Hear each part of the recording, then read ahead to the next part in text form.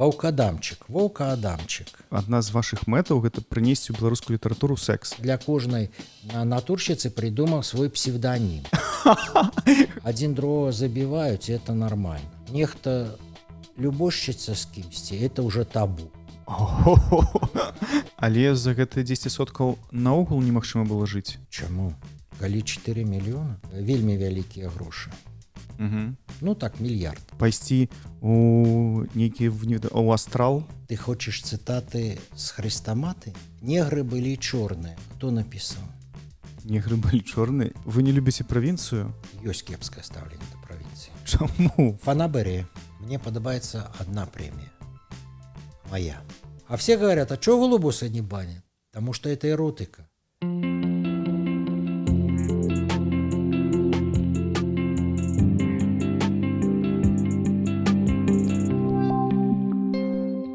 Усім прывітанне, гэта чарговы падкаст «Нататнік бай», і сёння мы напрасіліся ў госці да мастака, пісьменніка і выдаўца Уладзіміра Вячеславовича Адамчыка. Магчыма, вы ведаеце яго як Адама Глобуса. Вітаю вас. Добрый дзень.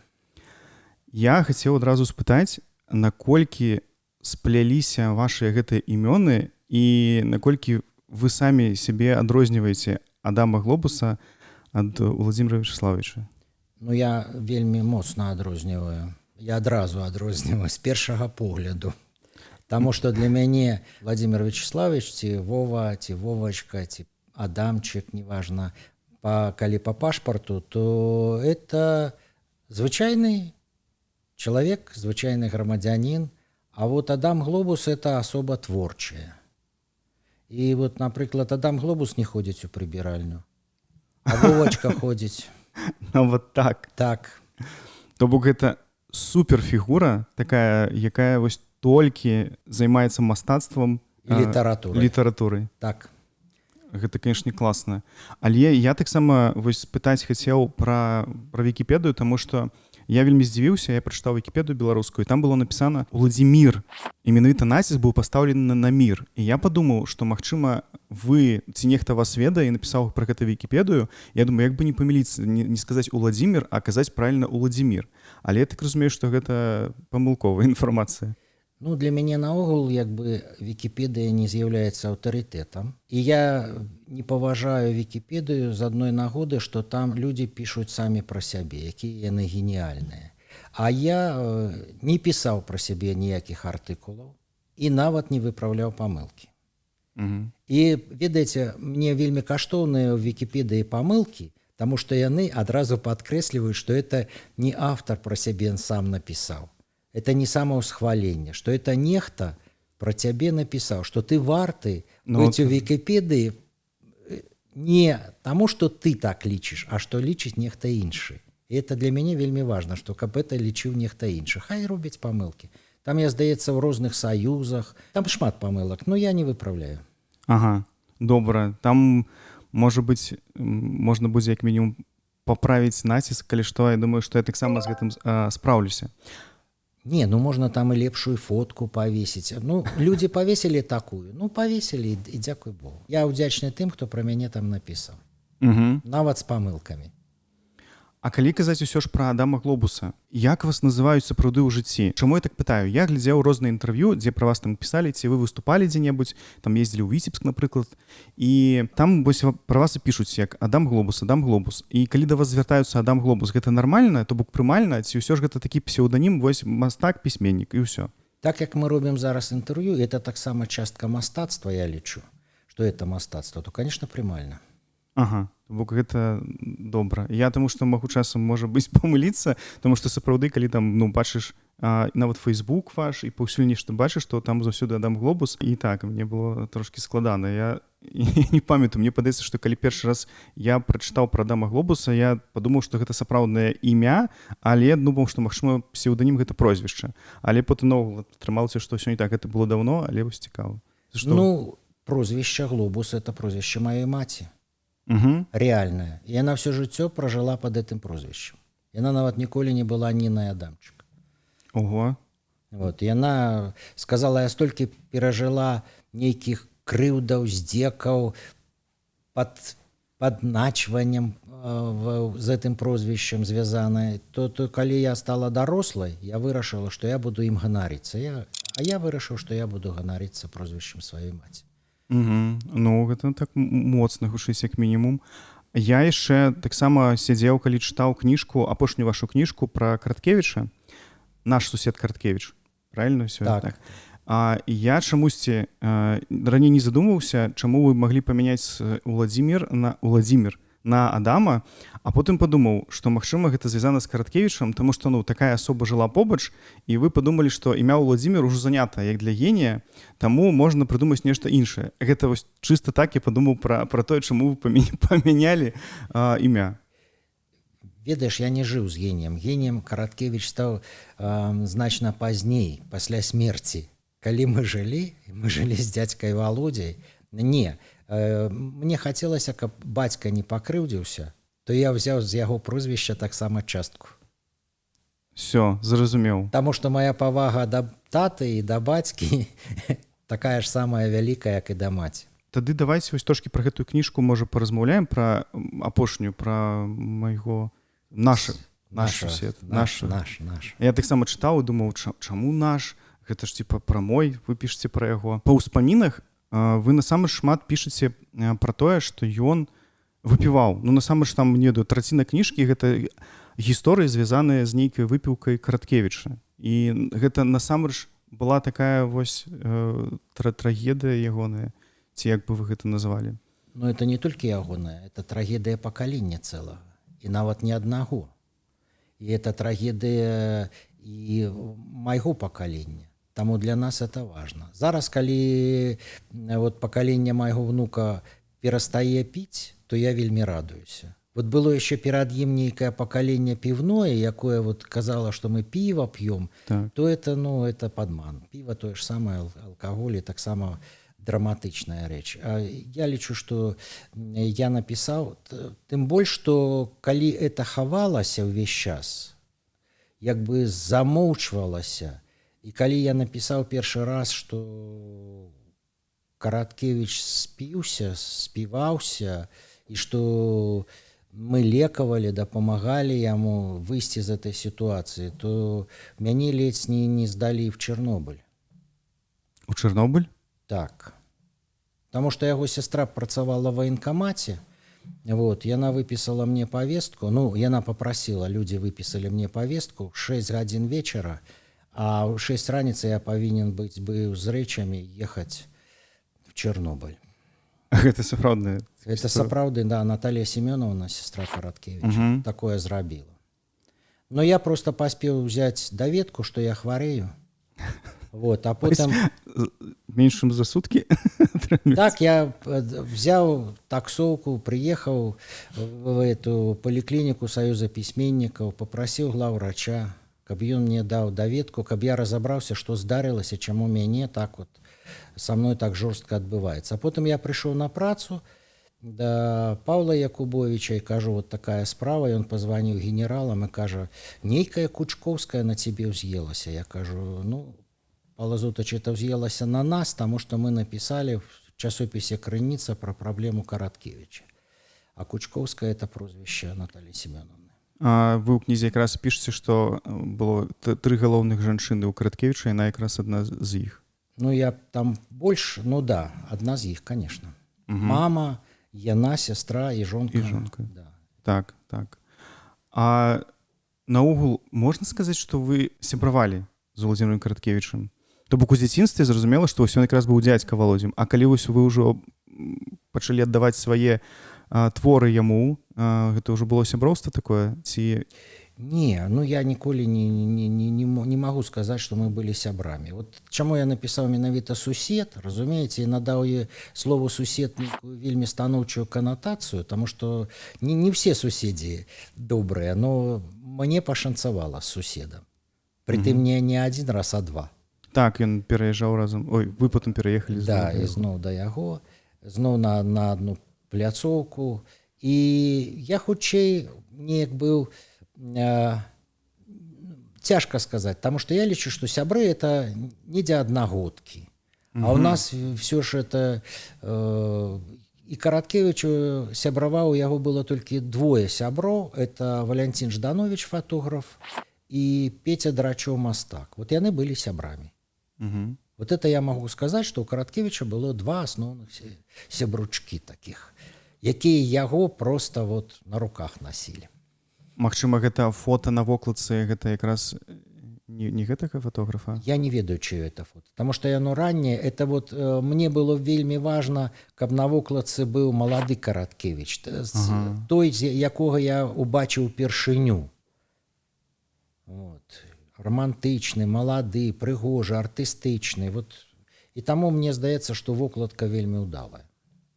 Можа, лепшая за кніжку. Ну, не, насамрэч вельмі цікава чытаць пра Караткевіча не пісьменніка, а Караткевіча суседа. Вось мне падаецца вельмі трапная назва, вельмі. І вось гэтыя гісторыі, нават некаторыя там проста літаральна там некалькі радкоў, усе вельмі чытабельныя і цікава даведвацца, хто гэта быў, хаця б трошкі зазірнуць да яго ў кватэру. А вы гэта маглі часта зрабіць, я так разумею. Ну, у мяне былі нават ключы ад кватэры Караткевіча. Угу.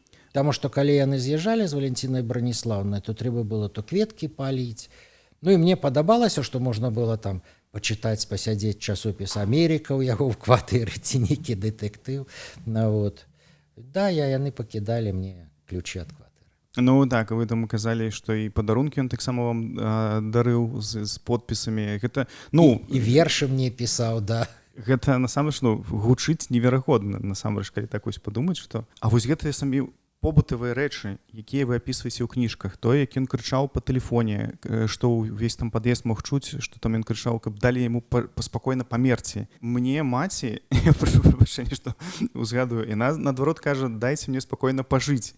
Атрымліваецца, а тут усё наадварот. Літаральна моя маці так кажа, дайце спакойна пажыць, калі там злуецца на нас. Вось, а тут вось так. Ну, таму это і ўражвае. Так, так. Таму это я і записываю. Тут, ведаеце, галоўнае яшчэ вот просто мне падавалася, што просто вот я сведка, да, я вот записываю. Такая гіперреалізм в літаратуры, калі яго ведаюць ці фотареалізм, што я раблю вот такі вот фотаздымак максімальна рэалістычны. Угу. Вот. І мне здавалася, што Караткевіч это той герой, які запатрабаваны, што мы яго ведаем і паважаем як пісьменніка, а мне хацелася вот яшчэ як літаратурнага персанажа, літаратурнага героя зрабіць з яго. Але з іншага боку, як вы думаеце, якраз такі вось мы ведаем ужо Караткевіча цяпер як, ну, вось генія, то бок ён быў літаратурны геній для беларусаў і стаў такім пасля смерці, як вы сказалі. А вось тое, што вы апісваеце яго такія вось побытавыя рэчы, ці ён не скажаецца вось гэты вобраз гэтай кніжкай, ці ён наадварот падкрэслівае, вось як бы вы, чаму гэта вы апісалі вось так? Уже нарабілі гэтых вот, як на жаргоне мастакоўскім ці скульптурным, авербуев, таких вот балванчыкаў. Вельмі лёгка з генія зрабіць балванчыка. Быццам бы ён і падобны, но ён не жывы. Угу. А мне хацелася, каб ўсё ж літаратурны персанаж, каб ён дзейнічаў, дыхаў, гаварыў, згадваў, пісаў вершы, курыў, піў каву, частаваў кавай. І для мяне вот это каштоўнасць. Каштоўнасць вот, каштоўнасць маёй рэальнасці, якая захоўваецца ў маёй памяці. І, ну, я лічу, што кніжка ўдалая. Вельмі... Просто пісалася 40 гадоў, я выбачаюся, што трэба было даўно напісаць, а... 40 гадоў? То бок нататачкі вось гэтыя былі 40 гадоў пачаліся, і вы так, проста занатоўвалі патрошкі? Патрошкі, да. Нешта згадваў, нешта это. Таму што вёў дзённікі, там не все апісана, таму што вельмі драматычна быў сыход Валентины Браніслаўны. Вот, в 49 гадоў. Это было, ну, вельмі моцна ударила по Караткевічу і па нас усіх, што вот згарэла такі цудоўны чалавек, і у мяне захаваліся запісы так з тых часоў. Ну, гэта я, дарэчы, не чуў, ну, не ведаў пра што пісалася 40 гадоў, ці не прачытаў гэта, ці вы проста так? Не, ну просто пісалася па крышку, нешта публікавалася, потым это вот зараз это сабралася ў такую невялічкую брашурку, таму што я лічу наогул зараз кніжка павінна быць маленькай. А чалавек, пра якога я пішу, вялікі. Так, велізэрны нават. Мне вельмі спадабалася яшчэ такая дэталь у кніжцы, вось гэта кава па-караткевіцку, па-караткі. Ну так, атрымліваецца, што вы пішаце, што ён рабіў каву і крышыў ці разрэзаў 2 гарошыны перца ў каву. Чорна, так, так. Я не рабіў яшчэ так, але я вельмі хачу зрабіць. Абавязкова зрабіце, вельмі смачна. Притым так вот, ну, ёсць нейкі вот в этом такі вот каларыт. Я вельмі раю гэтую кніжку пачытаць. Яна сапраўды, па-першае, яна чытаецца за паўдні, калі проста сесці, вось раніцай на сняданак трошкі пачытаць, на абед, і ўжо ўвечары можна дачытаць гэтую кніжку. Але там вельмі насычаны дэталямі жыцця Караткевіча і вашымі таксама. Вы там напрыканцы ўжо, калі памёр Караткевіч, некаторыя нататкі гэта такія вашы думкі, вы вось пішаце пра што там думаеце пра гэта ўсё, і таксама гэтым цікава, вось мне спадабалася. Ну я спадзяюся, штодадрукуюць яшчэ 8 наклад. 7 накладаў ўжо распрададзена. Вау. Не, ну там маленькія наклады па 100 асобнікаў, но все адно. Не, ну все роўна атрымліваецца, што першы наклад ён быў такі маленькі, таму што вы думалі, што можа не разыдзецца, ці такі пробны. Не, я ўвесь час раблю такі, я лічу, што кніжку трэба дадрукоўваць. І яе павінна ўвесь час не хапаць. Это прыём. Так, што чалавек прыбег, яму не хапіла, ён чакае, ствараецца нейкая вот такая вакол этого ўсяго пэўная напружанасць, што трэба кніжку дачакацца, што это не проста кніжка, што это ўзнагарода, што ты вот не з першага раза авалодаў этим. Не, насамрэч мне так, это таксама падабаецца. А як гучыць? 7 накладаў распрададзена. Гэта ж таксама. Ну да, не, можна адразу зашарашыць, і это больш, напэўна, эканамічна, можа нават больш выгодна. Но я не хачу, каб кніжка пылілась на складах. Таму лепш пачынаць і дадрукоўваць. Так як я ўсё жыццё в кніжках, то это абсалютна правільны прыём. Там шмат дэталяў, карацей пачытайце. Я яшчэ мы ўставім гэтую кніжку і, магчыма, якім-небудзь чынам разыграем. У мяне ёсць гэтая кніжка, і я думаю, што нехта з вас атрымае, хто глядзіць гэты падкаст. А яшчэ ў мяне было пытанне пра Караткевіча. Існуе вось гэтая легенда пра каласы пад сярпом тваім, што была яшчэ адна частка. А ці можаце вы адказаць на такое пытанне, ці сапраўды яна была, пісалася, ці нешта з ёй здарылася? Ведаеце, мне надакучыла разбураць эту інтрыгу. Я кожны раз адказваю, што нема. І кожны раз мне задаюць это пытанне. А можа, все ж ёсць? Давайте в этот раз я скажу, што я яе не бачу. І я не буду больш разбураць эту інтрыгу. Калі людзям прыемна мець такую інтрыгу, вот, што вот недзе некалі знойдзецца, а можа яшчэ недзе знойдзецца нейкі такі чалавек, які напіша яе. Вот, хай фальшывую, хай не па Караткевічцу, але амаль як Караткевіч, хай будзе эта легенда. Ладно, это апошні раз, таму што мне, я кажу, надакучыла казаць, што няма этой часткі. Но калі народу трэба, каб яна была, хай яна будзе хаця б уяўная.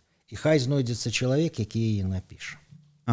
Так, вы тым больш самі казалі, пісалі, што агулам вы дапісваеце, хацелі б дапісаць розныя кніжкі, свае любімыя, пра якія вы казалі, і што у некаторым сэнсе вы гэта і робіце. Так, ну, конечно. Тым больш, што за Караткевічам я, намаляваў цэлы комікс. Паводле яго легенды, і таксама ён добра распрадаўся, там агульны наклад недзе 300 000 быў. Я таксама пра комікс асобна хацеў паразмаўляць, тады вось калі ўжо пачалі, зараз мы паразмаўляем. Гэты комікс выйшаў у 87 годзе. У 87 годзе выйшаў першы комікс на беларускай мове. Я правільна кажу? Не зусім так. Па-першае, мы, калі выдавалі часопіс «Бяроўская крыніца», так, у нас там былі коміксы. Мы ўвесь час лічылі, што такі жанр, як комікс, у нас ён не распрацаваны, і маляваў там, і хто толькі не маляваў. Але вельмі ўдала маляваў вот Ігор Варашкевич, які з Бонды. Так, так. Вот, Леонік Вольскі добрыя коміксы, вясёлыя вельмі маляваў, з гумарам там. Вот, шмат хто маляваў, Каршакевич, вот, і я маляваў. Угу. Вот, для Бярозкі все. А потым мяне запрасіў галоўны рэдактар выдавецтва «Юнацтва» і кажа, што ну, коміксы хорошие, но для кніжкі не хапае. Тут вот у тебя 60 малюнкаў, там ці 50 было, а трэба 90 ці пад 100. Вот. І тады я запрасіў Владимира Степана, свайго это аднакурсніка. Вот. І мы седзячы ў крыніцы, намалявалі вот эти 90 малюнкаў. Но першая кніжка, вот як комікс, напэўна так, можна сказаць. Но это не першы комікс. Але вы толькі паслухайце, наклад распрададзены 300 000. Мало таго, я паспрабаваў знайсці гэтую кніжку цяпер.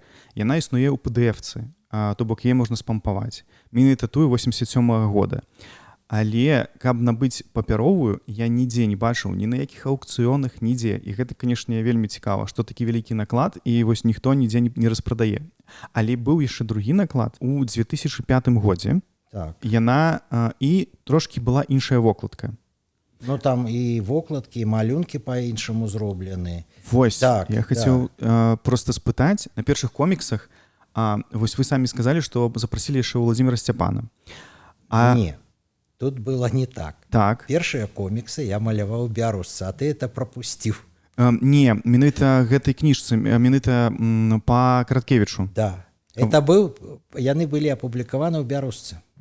Яны спачатку былі апублікаваны ў Бярозцы, да. А потым выйшла кніжка. Да. І кніжку мы рабілі са Степанам. Так, эту. Добра. А ў Бярозцы я рабіў адзін, а потым я рабіў без Степана.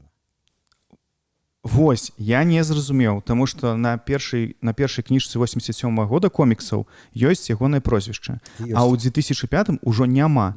То бок малюнкі ягоныя вы перамалявалі ці што адбылося? Гэта ж быццам бы перавыданне, наступны наклад. Не. Па-першае, ты весь час першае блытаеш з другім. Кніжку я запрасіў Степана, таму што трэба было дамаляваць яшчэ малюнкаў. Так. Тым больш, ён толькі расфарбоўваў. Маляваў увесь час я. Ага. В этой трэцяй кніжцы так. расфарбоўваў не ён. Там, дзе... А мы на камп'ютары ўжо расфарбоўвалі. Там, дзе на вокладцы котка. Ну, там это лімпард балотны, я прашу прабачэння. Закупены скочыў лімпард балотны. Так, прашу прабачэння, лімпард балотны. Таксама я ўстаўлю. Вось гэты комікс я знайшоў на Аубай, і так, я яго было набыў. Яшчэ одно выданне. Пасля? Вот, да, у Логвінова. І там была яшчэ в дадатку гісторыя стварэння. Як быў ствараўся комікс, як былі першыя публікацыі, там вот, як мы Бярозцы рабілі вот першае это. Таму праблема Сцёпы, што я прыбраў прозвішча, но ён не рабіў гэты комікс. Ага, я просто думаў, што магчыма пасварыліся, магчыма нешта яшчэ, таму што я кажу, што складана было адсачыць дакладна вось што хто рабіў. Всё, я зразумеў. Але коміксы, насамрэч таксама, ён дастаткова невялікі, хутка чытаецца, гартаецца і глядзіцца, таму таксама проста спампуці PDF-ку, няхай вісіць на кампе, гэта цудоўна, мне таксама спадабалася. І калі вось я зараз толькі пачуў, што 300 000 наклад першага быў гэты космас нейкі.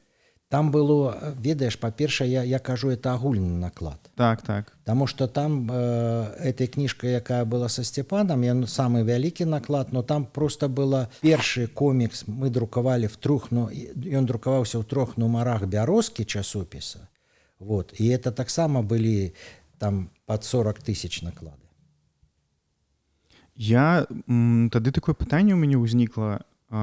Атрымліваецца, вось 80-х, канец 80-х настолькі папулярны былі беларускамоўныя выданні? Вось гэта... Не. Добра, тады настолькі папулярны стаў ужо Караткевіч, што комікс па Караткевічу так прадаваўся? Ну, па-першае, быў такі вот уздым і цікавасць да нацыянальнай ідэі, да ўсяго свайго беларуска. Так? Таму мы і малявалі гэты комікс. Ну, так там, ведаеш, і часопіс «Крыніца», раднік, які мы рабілі, ён быў 500 000 наклад і 50 000 па-беларуску, 450 па-руску. Вот. Просто былі такія наклады. Не, я там пра наклады газет некаторых, я калі пабачыў гэтыя лічбы, я просто пазней паразмаўляем, што вы яшчэ там выдавалі. Я цяпер не магу нават такое уявіць. Мне падаецца, што нават калі там нарадзіўся ў 90-х, я складана было уявіць, што былі такія наклады газет, часопісаў, і гэта ўсё прадавалася сапраўды. Ну, калі в тэлевізары было толькі 3 праграмы, разумееш, інтэрнэта не было, то кніжкі, газеты, конечно, прадавались. Ну і галоўнае, што я кажу, што на беларускай мове таксама ўсё гэта было, і ўсё гэта чыталася і выдавалася. Ну, заўсёды казкі, легенды, заўсёды, конечно. Пра алкаголь ужо, таму што вось ёсць ваша цытата, якраз і вы таксама сёння сказалі, што алкаголь гэта праблема была не толькі Караткевічава, а насамрэч шмат якіх пісьменнікаў. І вы вось, атрымліваецца, аднойчы напісалі: паэты п'юць без меры, без выходных, па-чорнаму, заўжды як мае быць. Гэта такое назіранне за ваше жыццё? Ну так, і это не толькі за маё жыццё. Так жа піў і Купала, так піў і Есенін, і Верлен з Рымбо. Таму п'янства — это страшная з'ява. Дык, а чаму? Чаму вось паэты-пісьменнікі, і тады таксама пытанне да вас, а вы таксама п'еце па-чорнаму? Ну, я піў бутэльку гарэлкі ў дзень, а потым кінуў. Было цяжка кінуць. Бутэльку за дзень? За дзень. Ну, гэта страшна. Ну, так, конечно. Дык, а гэта дапамагала, не ведаю, пісаць? Гэта дапамагала пайсці у нейкі у астрал? Не. Я, па-першае, вот, і Караткевіч мне заўсёды казаў: не пішы п'яным, вот, не сумяшчай это. Не, я піў, каб весяліцца, піў дзеля задавальнення. Ну, такая грэх ненажэрнасці. П'янства як грэх ненажэрнасці, смяротны, дарэчы, грэх. Вот. Ну, потым сыход, я лічу, што это яшчэ форма самазабойства і форма эгоізма. Вот я, ну, па-першае, самазабойство — это праява эгоізма. Калі ты пачынаеш ігнараваць все навокал. Вот. І п'янство — это праява такого экстрэмальнага эгоізма, калі табе добра, а тое, што адбываецца навокал, это неістотна. І не хвалюе. Ну, хвалюе, каб дастаць наступную дозу. Вот. І таму, каб выйсці з п'янства, трэба палюбіць некага яшчэ акрамя сябе. Вот. Першае — адмовіцца вот это ад такого страшнага себялюбства. Вот. Ад такого вот. І таму, напрыклад, вот, для Караткевіча, там, для Сыса, для многіх людзей, яны так і не змаглі, на мой погляд, адмовіцца ад этого. У іх не было дзеля каго жыць. Я разумею. Вот. І калі іх жыццё пачало вот такое, ну, як бы пайшло в закат, то яны это просто прыспешылі. А вы думаеце, што гэта яны разумелі, што яны гэта робяць? Конечно, да. Самазабойства. Ну, а ты думаеш, што яны не геніі? Я думаю, што яны геніі, а геніі яны разумеюць шмат што. Гэта страшна губляць беларусам геніяў сваіх з-за таго, што яны такім чынам сыходзяць. Это, конечно... Ну, так, конечно, разумееш. І тут вот, напрыклад, что мы за этой проблемы, но эта проблема не только белорусов, это проблема сусветная. Вот. И калі там з'явіўся які-небудзь сухі закон, что я таксама лічу, что это трэба вельмі кантраляваць весь этот процесс. Что дзяржава павінна не продавать, напрыклад, пасля 6 вечера там. Ну, что вот это павінна дзяржава кантраляваць. Ці, як ёсць там до 18, не прадаваць алкаголь, так, і не прадаваць алкаголь паэтам-пісьменнікам, якія ў саюзах пісьменнікаў, дакладна. Ну, это было б, конечно, вельмі весело, но яны знойдуць, яны самі паставяць самагонны апарат. А у вас быў самагонны апарат калі-небудзь? Не, па-першае, я, ведаеш, калі мы тым жа Сцепанам, якога сёння згадалі, працавалі ў касцёле на рэстаўрацыі, мы страшэнна застудзіліся. І застудзілі сабе ныркі. І трапілі в больніцы. Вот. І пасля этого нам доктор сказаў, што піва і віно трэба забыць, а вот гарэлку яшчэ там каньячок можна. Не, ну алкаголь, карацей, зло, сапраўды. І не трэба. Тут будзе тут, такое. Не, но тут ведаеш, а тут я скажу, в чым добро алкаголя. У чым? Ну вот моя жонка геронтолог, притым яна доктор наук. Не доктор, а кандыдат наук. Вось. І яна абараняла дысертацыю по геронтологіі. У нас быў сектор геронтологіі. Вот, калі весь урад савецкі быў стары, адпаведна, тэма геронтологіі, это навука пра старэнне арганізма, была вельмі актуальная. І таму ў Мінску былі вельмі хорошыя гэты сектор геронтологіі. Вот. І што насамрэч затрымлівае працэс старення рэальна, это алкаголь. Вот. І калі мы, напрыклад, мы ж бачым, калі чалавек выпіў, ён пачынае больш марудна гаварыць. Так. Больш марудна, ён пачынае больш марудна жыць. І это прытарможвае. І калі, напрыклад, ты змог бы кантраляваць і піць там толькі 50 грамм в дзень, это было б цудоўна. Но мы не можам ніяк вот з гэтым справіцца. Мы не можам 50 грамм, нас зносіць.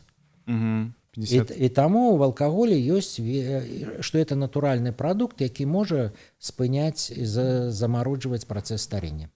Ну гэта натуральны, калі сапраўды віно, да. сваю віно, так? Віно, да, так, чырвонае, да. Не, можна і самагонам, калі трымаць дозу. Ага. Но у нас вот праблема з трыманнем этой дозы. Это наогул праблема філасофская з трыманнем дозы, парядка. Вот. Каб не было празмернасці, каб было нармальна. І вот норма, это вот ёсць то, да чаго варта імкнуцца. Не, я просто думаю про то, что про хваробу гэтых, атрымліваецца, пісьменнікаў, паэтаў, гэта все равно страшно. Не, ты ведаеш, это не праблема пісьменнікаў насамрэч. Як? А вот так, потому что мы на пісьменніках, нам шкада пісьменнікаў. Так. А вот трактарыстаў нам менш шкада чамусьці. І вот што атрымліваецца, што мы думаем, што спяваюцца пісьменнікі і мастакі, а спяваюцца ўсе. І, дарэчы, пісьменнікаў там мізар.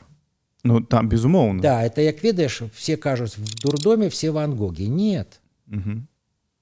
Там просто вар'яты, хворыя людзі, якіх шкада. А Ван Гогаў там амаль што і няма.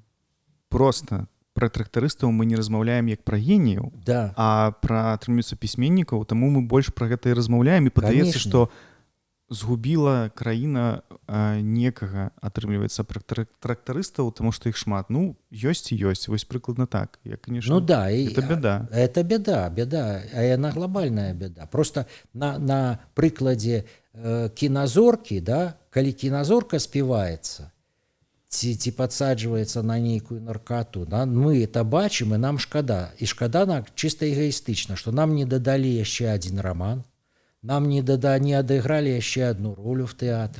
Так. Не напісалі карціну, а маглі б. Можа, і гэта прэтэнзія да Караткевіча, дзе другая частка каласоў. Не, ну там я это апісваў, што ён мне тлумачыў чаму, што яму не хацелася забіваць героя. І я яго разумею, што Шерлок Холмс павінен жыць. Герой-паўстанец павінен жыць. Все павінны жыць. Герой павінен быць... І этим, па-першае, адрозніваецца серыяльны герой ад раманнага героя. Разумееце, што і мы сядаем глядзець серыял, таму што мы ведаем, што Мегрэ заўсёды раскрые злачынцу. Гэта праўда. Да, злачынства. І таму Мегрэ заўсёды будзе аднаго ўзросту. Ён не павінен, это вот праблема Гаррі Поттера, што колькі не тлумачылі этой жанчыне, што, слухай, Гаррі Поттер не павінен вырастаць. А яна кажа, а я хочу. Ёй кажа, слухай, калі ты не зразумееш, што другія-то людзі напішуць без цябе, ну, хай пішуць. Вот. А потым яна прысылае, напрыклад, мне прэтэнзію, што мы напісалі там Ларин Пётр і фабрика волшебства, і яшчэ 8 працягаў пра Ларина Петра, што это непрыстойна. Ну чытачу трэба это. Мгм. Ён хоча, каб герой жыў. Вот. І каб Гаррі Поттер быў вот такі ідэальны хлопчык вечна, каб ён не вырас і не пайшоў у войска. І атрымліваецца, тады ж паралельна шмат вось потым гэтых кніжак пісалася там Так, Таня Гротер, я памятаю, все Конечно, читали. а мы Ларин Пётр писали. Так, Ларин Пётр. И это правильно, потому что мы идем до читача. И коли читач потребує, и, например, про Шерлока Холмса написаны там Конан Дойль 4 тома, а еще 24 написали іншие письменники. Ну и хорошо. Коли читач это читае, он любит это героя, он хоче працяг, то чему не? А вы калі пішаце вось літаратуру, свае вось гэтыя кніжкі менавіта не біяграфічныя, а іншую літаратуру і не там пра Караткевіча, там вельмі шмат быццам бы ад сябе, то бок гэта таксама вы адрозніваеце там сябе, то бок там шмат выдумкі, ці гэта ўсё выдумка, таму што шмат гэтай літаратуры у вас у тым ліку пра секс, пра вось такое ўсё. І ну, шмат апавяданняў, вось дамавік Камерон, напрыклад. Ну так там же героі. Там Так. же дамавік, а не я. Так, але ёсць там «Толькі не кажы маёй маме». А это автобиографичная книга. Аўтабіяграфічная. Так. То бок усё, што там адбываецца, гэта ўсё, можна Реально. сказаць, гэта пра вас. Так. Вот, например, «Только не говори моей маме» — это книжка автобиографичная. И люди покрыўдзіліся за яе. И нават мяне в Союз мастакоў не взяли из-за этой книжки. Таму што людзі пазналі сябе і, атрымліваецца, пакрыўдзіліся, таму што гэта ведалі, што яна біяграфічная. Да. Что я вот неправильно, и вот меня в Чернобыль летний отправили, в Союз мастакоў не взяли из-за книжек. Угу. Дык, а складана вось адасабляць мастацкае, калі прыдумляць ад свайго? Конечно. Складана. Складана. Но это все отбывается. Бывае складана, бывае не. Ну, як бы бывае лёгка намалюецца нешта, а бывае цяжка. 100 разоў даводзіцца перамалёваць. Бывае лёгка нешта напішацца, а бывае цяжка напісаць. Угу. І вы часам можете нават цэлую главу перапісваць? Ну, я стараюся не перапісваць, но тое, што я перамалёваю адзін сюжэт па 100 разоў, то так. Я вось сказаў пра секс, пра эротыку. Насамрэч, мне падаецца, што першае, што я якраз пабачыў, гэта карціны былі эратычныя вашы. І я яшчэ чытаў, калі рыхтаваўся, ці вы казалі, ці нехта пра вас сказаў у нейкай рэцэнзіі, што адна з вашых мэтаў — гэта прынесці ў беларускую літаратуру секс. Вось, нешта такое было напісана. Ці гэта праўда, ці не? Ну, вы так маглі сказаць? Конечно, мог. Но я, можа, не гэтымі словамі, но думка, месседж вельмі правільны, што у нашай літаратуры, напрыклад, там, адзін другога забіваюць, это нормально. А вот нехта любошчыцца з кімсьці, это уже табу. Дзіўна, правда? Ну так. Забіць нормально, а вот поцеловать, ці не туды поцеловать, это уже табу такое, что просто страх. Вот. А я лічу, что, по-першае, кожная 4-я думка человека эротычная. Кожная 4-я? Да. Нават дакладна сказаць? Дакладна. Это не я придумал, это членение, оно вельмі такое, что наша свядомасць вот складаецца, что 1/4 это релігійныя думкі. Што ёсць вот напрыклад нешта большее за нас, нешта важное, як яна там трансформуецца, это не важно, но это вот ёсць эратычная, да, что трэба весь час ты задумываешься, ці табой нават задумываецца, твоим организмом задумываецца працяг роду. Вот, что ты павінен, і ты можа нават не хочешь, но ты некага убачыў, і оно вот пошло, попёрло, вот, и кожная 4-я оказывается. Потым ёсць релігійная. Это контролюется все навуковой думкой. Это 3-я. А потым ёсць яшчэ у нас такая вот частка, якая адказвае за мастацтва.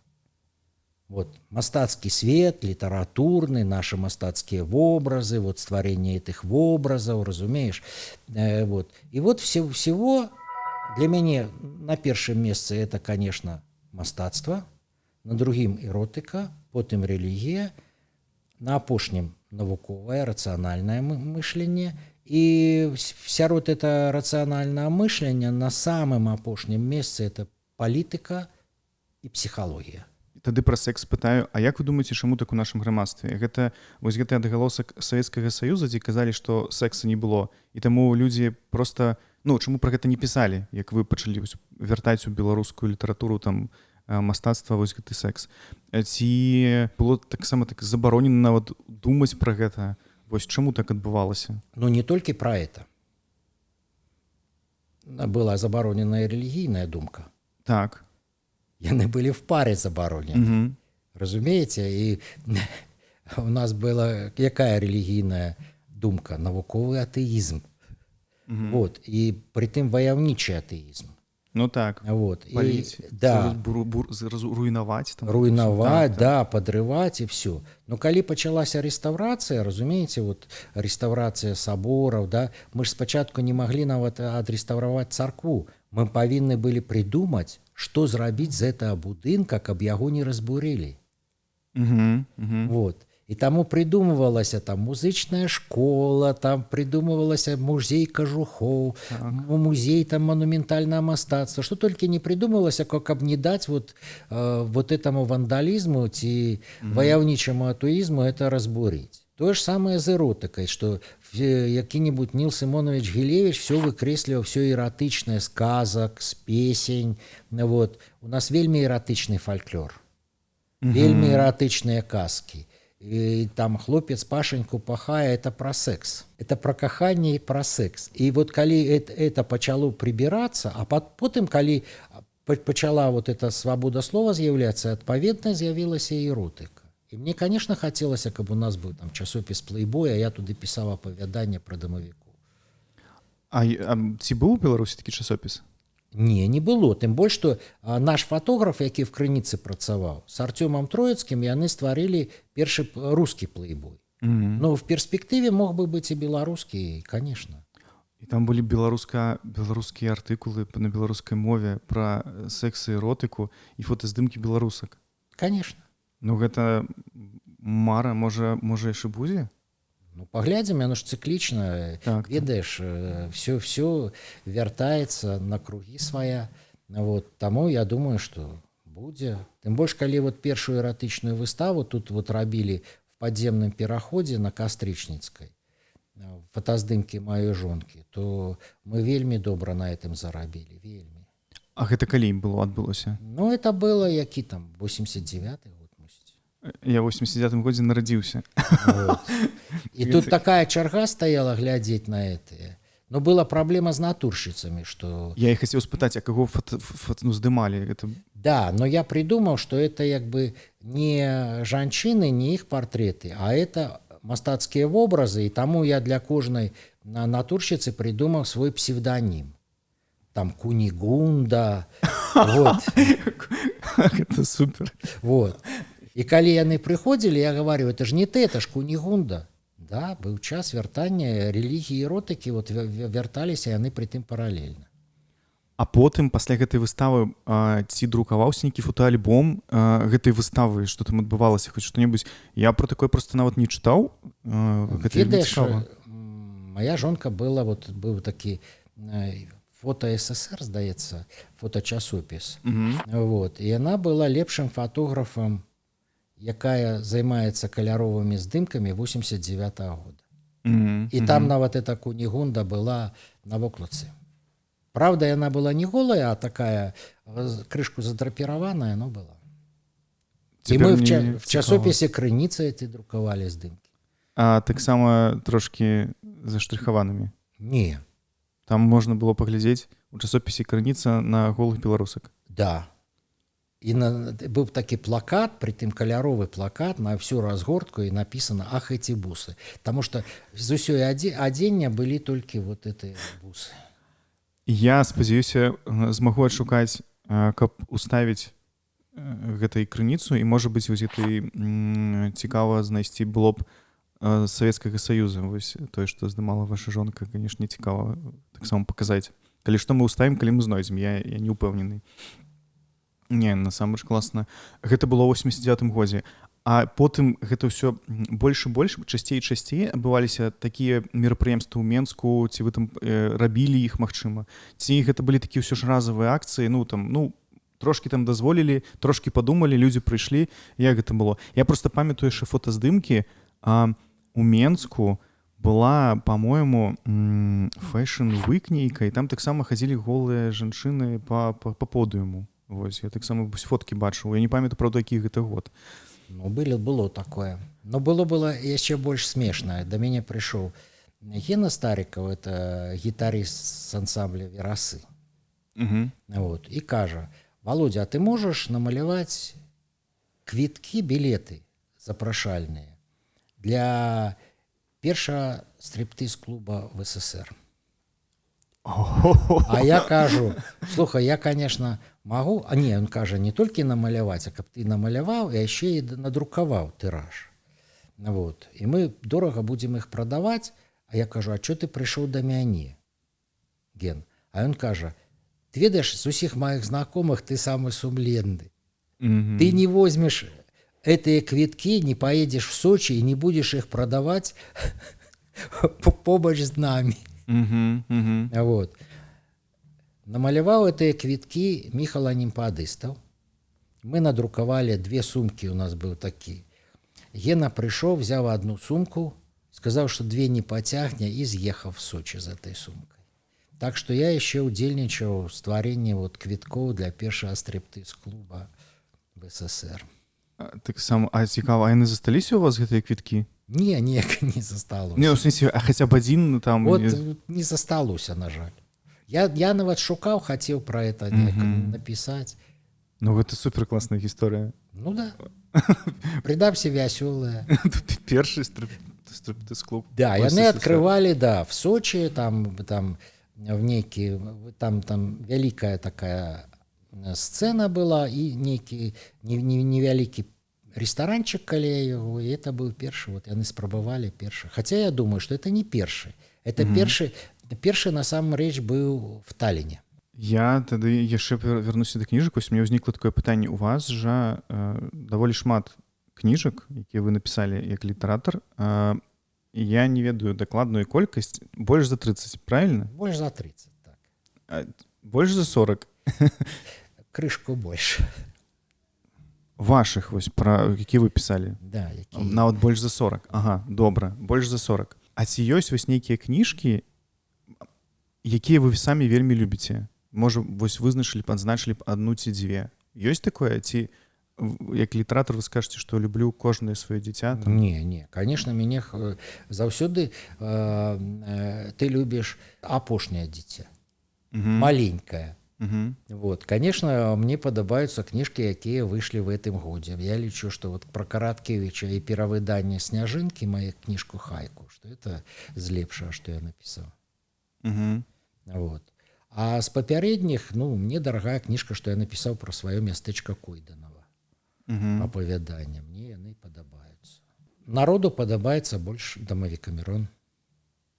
Гэта... Эротыка пра дамавікоў, русалак там. Так, пра беларускіх нячысцікаў, якія, атрымліваецца, займаюцца ўсім, што трэба. Так, я, дарэчы, трошкі чытаў «Дамавік-Камерон», але адкуль вы ведаеце, што больш падабаецца, таму што больш было прададзена, ці як? Ці проста вам так адказваюць, што... Пра это... Па-першае, это на відавоку пра это гаварыць прасцей, што, ведаеш, а я бачу твои малюнкі пятнічныя в інтэрнэце. Вот я уже эротику выставляю только в пятницу. Только в пятницу. Но все говорят про эту пятницу. И когда я не выставляю, я уже 10 разов спробовал соскочить с этой темы.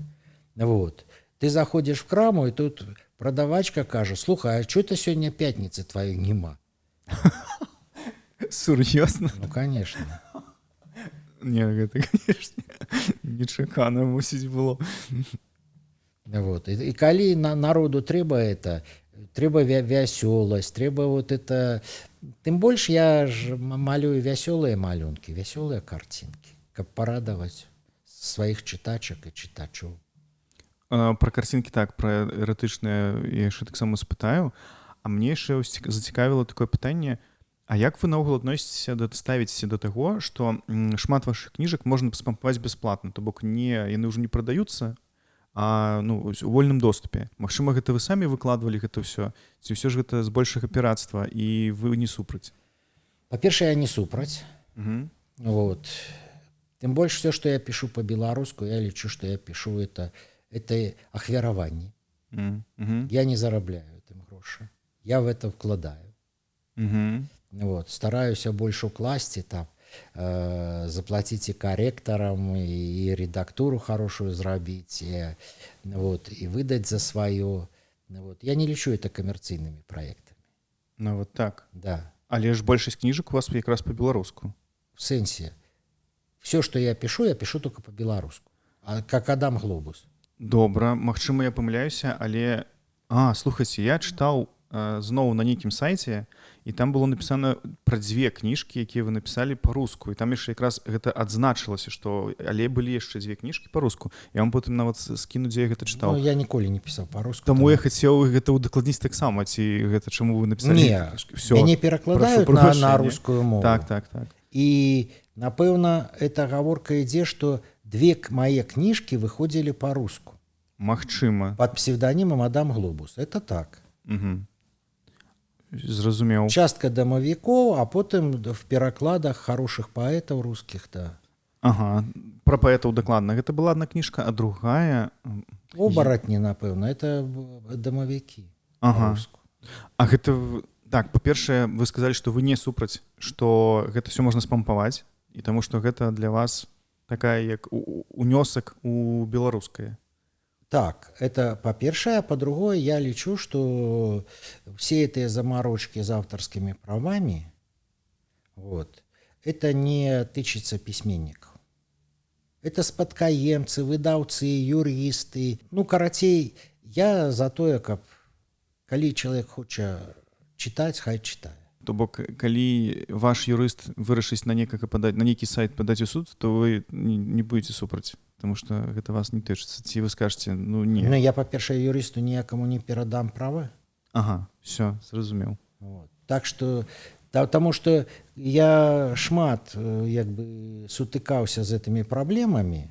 Вось, я таксама пра гэта хацеў спытаць, што да вас же былі такія прэтэнзіі, атрымліваецца, таму што вы там выдавалі, перапісвалі, а вы не супраць.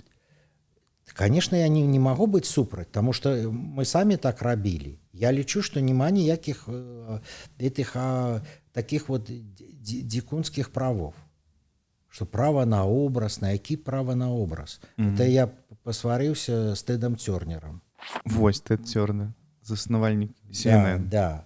Что в американцев есть нейкі право на образ. И вот я хочу показать, каб мне показали американца, у якого есть право на образ Иисуса Христа. Вот покажите мне такого американца. Ці вы берете просто образ Иисуса Христа и не пытаетесь у авторов. Вот. Ці вы называете некую обезьянку, ці там черепашку Леонардо. Вы что, у итальянцев пытались про Леонардо? Нет. Рафаэлу таксама. Рафаэль, Мікеланджело, Донателло. А распавядзіце вось гэту гісторыю, чаму пасварыліся, чаму да вас былі прэтэнзіі у Тернера? Тернер пабудаваў свой капітал наступным чынам. Ён придумаў, што калі взять фильм «Снесенные ветром» и расфарбовать в компьютере, что это даст новое дыхание черно-белому кино. Вот. И так как меў шалёны поспех эта расфарбаваная версия, вот, ён подумаў, что варта написать працяг. И яны написали працяг «Скарлетт», вот, роман. Вот. А мы написали 8 працягаў. А ён як даведаўся? То бок гэта адсочвалі нейкім чынам ці... Яны радаваліся, яны думалі, што амерыканская літаратура, амерыканскі кинематограф такі папулярны. Вот. И что это все, яны думали, что это американские книги, что это вот там, например, 12 томов Санта-Барбары, 3 тома Твин Пикса, что все это написано американцами. А это не написано американцами. Это написано нашими хлопцамі і дзяўчатамі.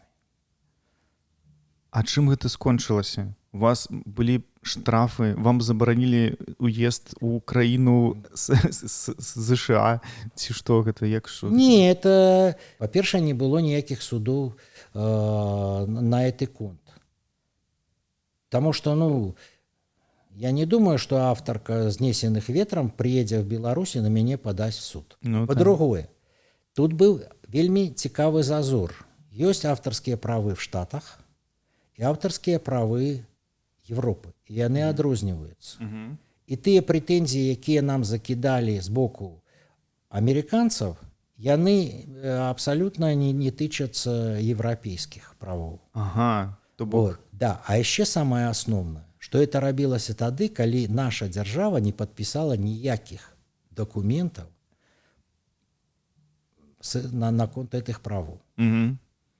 Таму у нас можна і кока-колу было рабіць. Часы былі цяжкія, разумееш, і таму нам дазвалялася шмат што рабіць з прыкідам, што потым, калі все наладзіцца, мы это рабіць не будзем.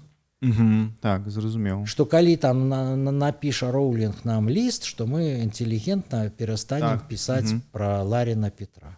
Так жа і было? Не. Таму што калі табе ў твар гавораць, што все таленавітыя людзі жывуць в Амерыцы, а ты пытаешься у человека, чё ж ты приехал про мяне кино сдымать?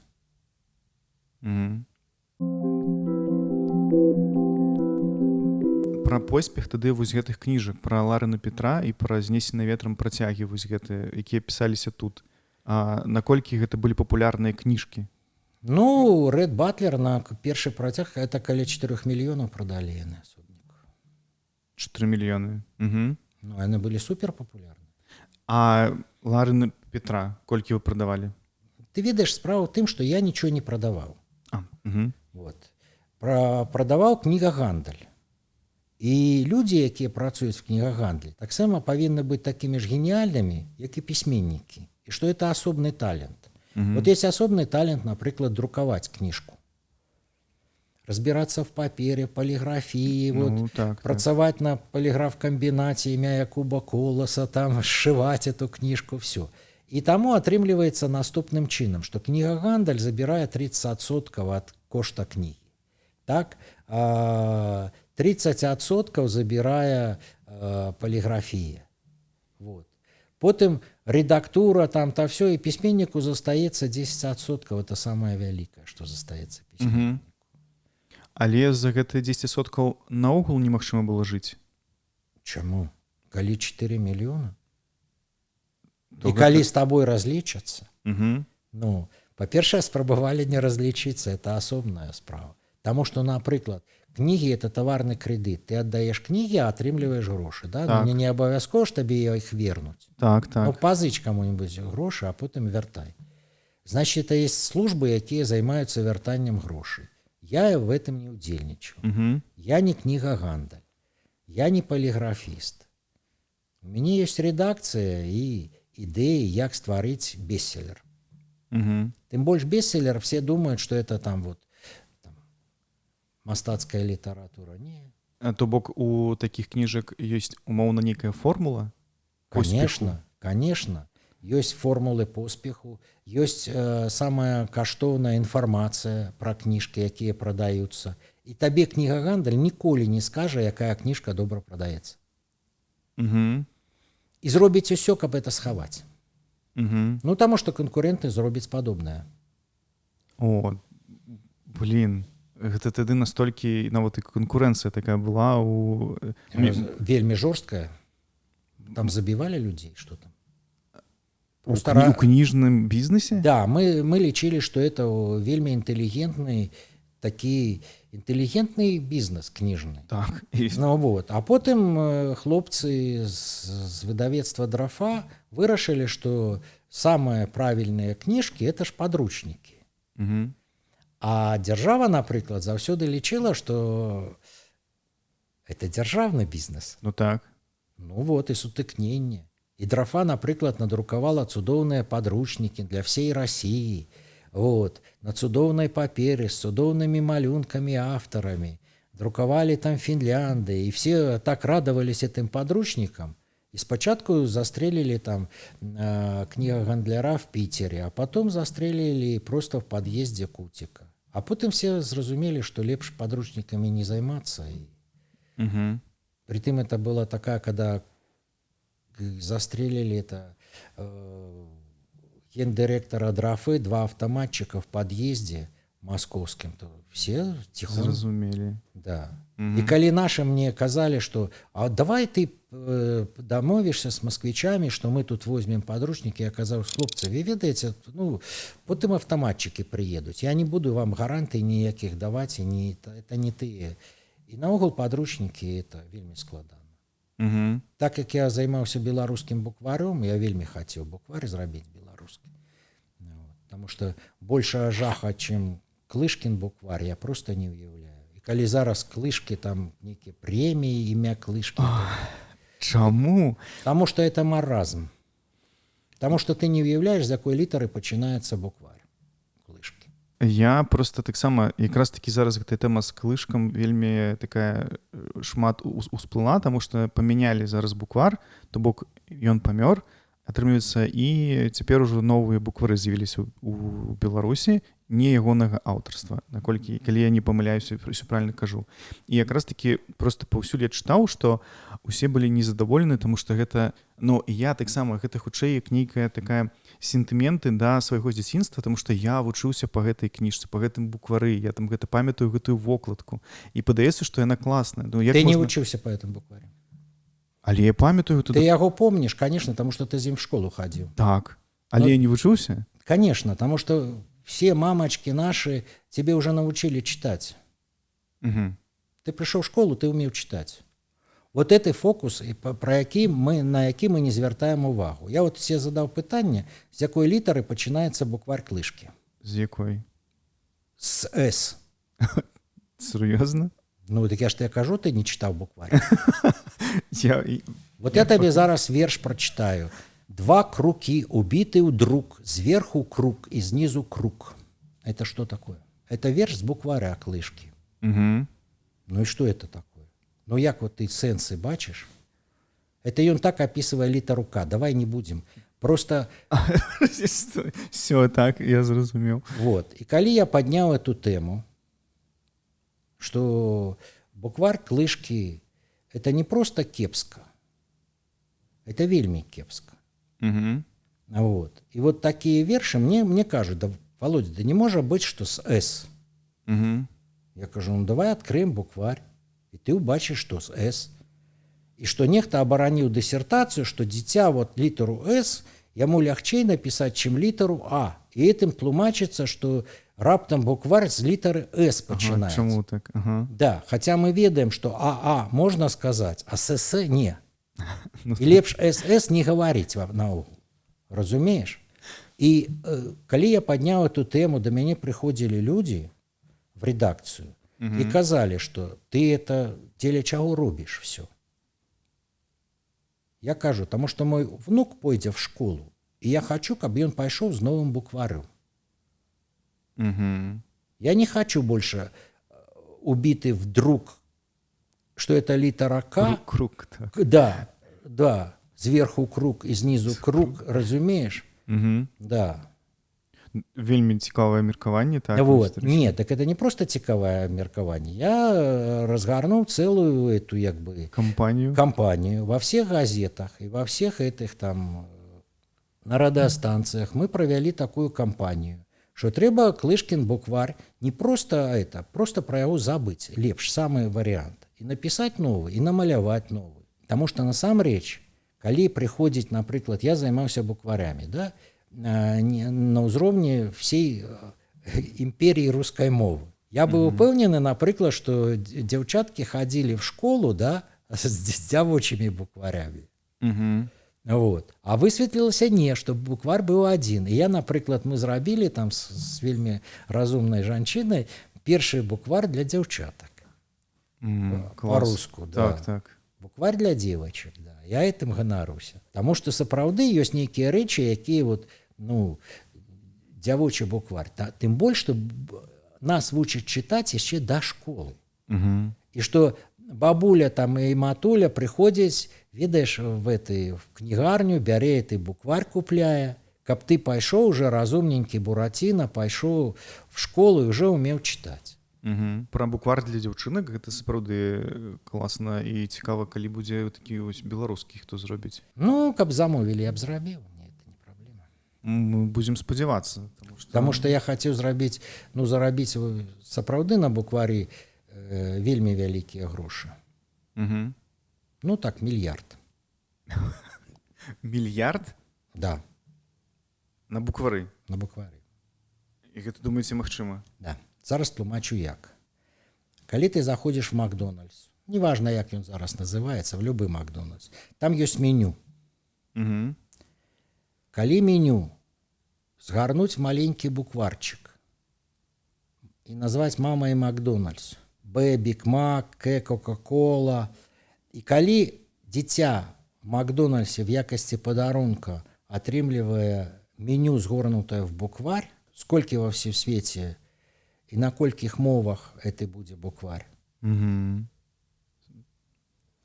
гэта круто, конечно. Да, адзінае, што кнігагандаль баяўся Макдональдса. А я не хацеў дарыць ідэю, таму што падорыш ідэю, яны ўкрадуць, скажуць, што мы это самі придумалі. І таму трэба, напрыклад, было рызыкнуць, атрымаць, каб кнігагандаль атрымаў суды, што яны контрафактную прадукцыю друкуюць. Так. А потом дамовіцца з Макдональдсам на... Вот. Но мои кнігагандаль мой московскі сказаў, баімся Макдональдса. А гэта які год быў? Таксама гэта... Ну, які-нибудь 10-й, напрыклад. То бок, ну, гэта не так даўно. Не, это недавно. Так что это можно реализовать, калі нехта там захоча. Я просто уже не буду этим заниматься. Букварямі их вахопіць. Ну, можа, хто і зробіць. Але яшчэ якраз хацеў вярнуцца да таго, што вы казалі, што аўтараў нават на гэтых 10% хацелі кінуць. Ну, конечно, заўсёды. Это, ну, такі закон. Ну, просто аўтар, ён і так атрымлівае не так і шмат. І ўсё роўна нехта хацеў у нейкім вось гэтым ланцужку хацеў забраць і гэтыя грошы. Конечно. Дык як аўтар мог выбіваць гэтыя грошы? Гэта ж... Напісаць наступныя раманы. Ага. Вот чым фокус. Ну так. То бок, я вам прынесу такі залатая антилопа. Я вам прынесу. Конечно, я прыношу вот, наступны. Вы разлічваецесь за это. То бок, усё роўна адзін з іх можа быць бясплатным. Ці першы, калі ён адзіны, ці апошні, калі што. Да. Ну, зато ты пры справе, зато ты не канфліктуеш.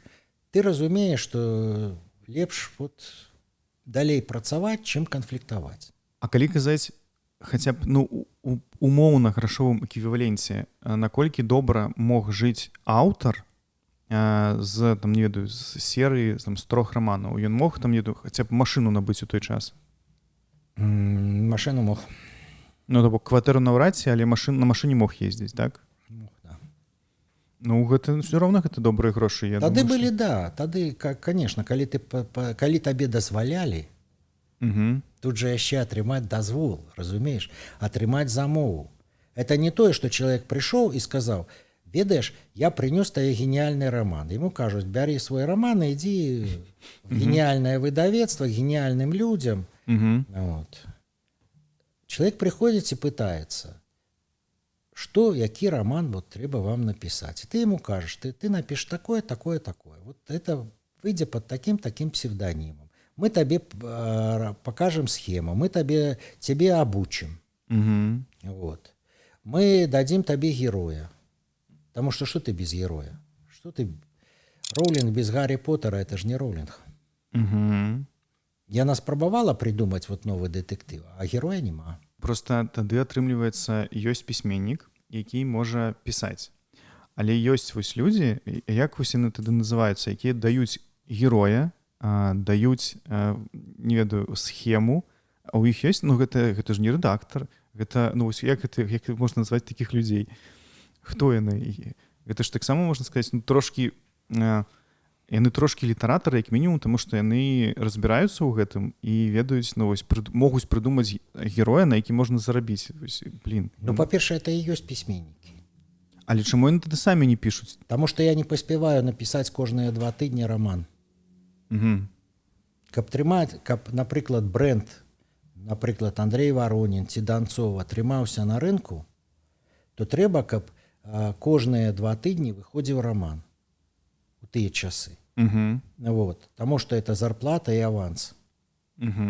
Так, Что человек, купляя себе покет, и он, ну, например, в его эту потребительскую корзинку, да, входит еще покет с романом. Вот. Тогда же ранее все в метро читали эти покеты. Вот. Значит, кожные 2 тыдні треба роман. Самым лепший хуткость, якой человек может писать, вот, ну, роман, ну, наприклад, за 40 дзён ён можа напісаць роман, но за 2 тыдні ніяк.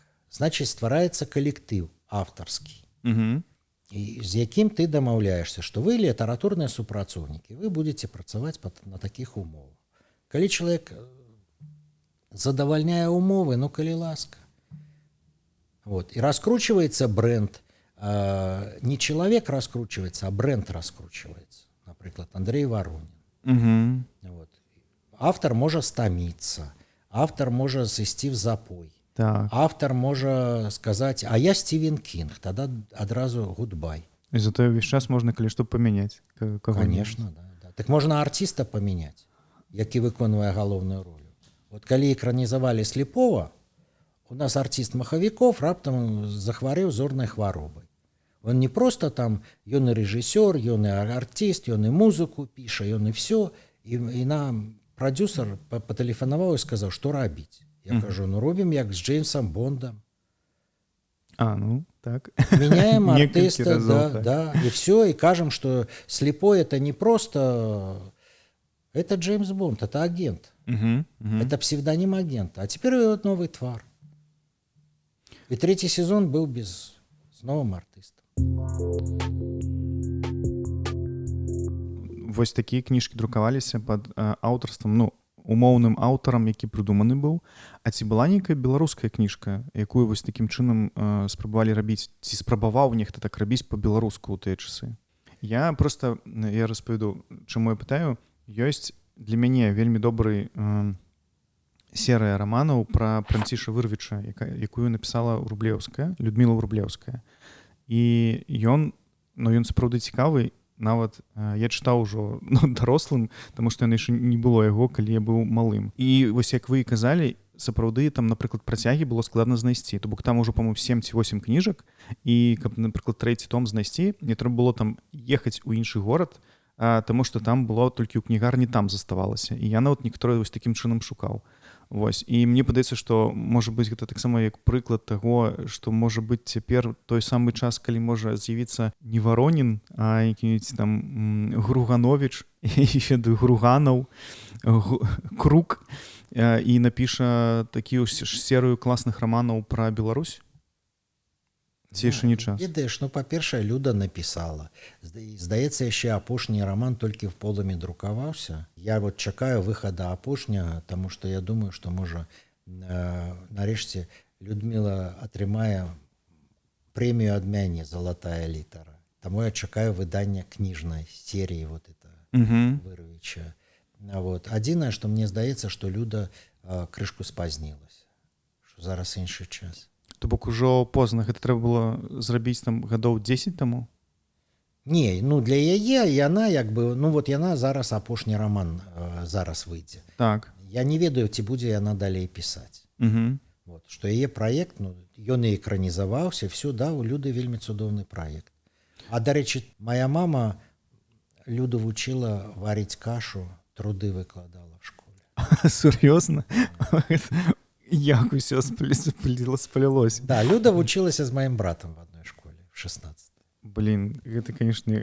Таму я Люду вельмі люблю і паважаю. Ну, я кажу, што Франціша Вырвіча як серыю, вось кніжкі, за якімі я хадзіў у кнігарню, я такога не рабіў, ну, за беларускай літаратурай дакладна, і я, ну, просто, магчыма, таксама таму, што хочацца, каб такое нешта з'явілася, і ты вось там чакаў, шукаў. Таму што, да, схема цалкам правільная. Серыяльны герой, вот ён, да, гістарычны, да, вот это Флёр Караткевич, да.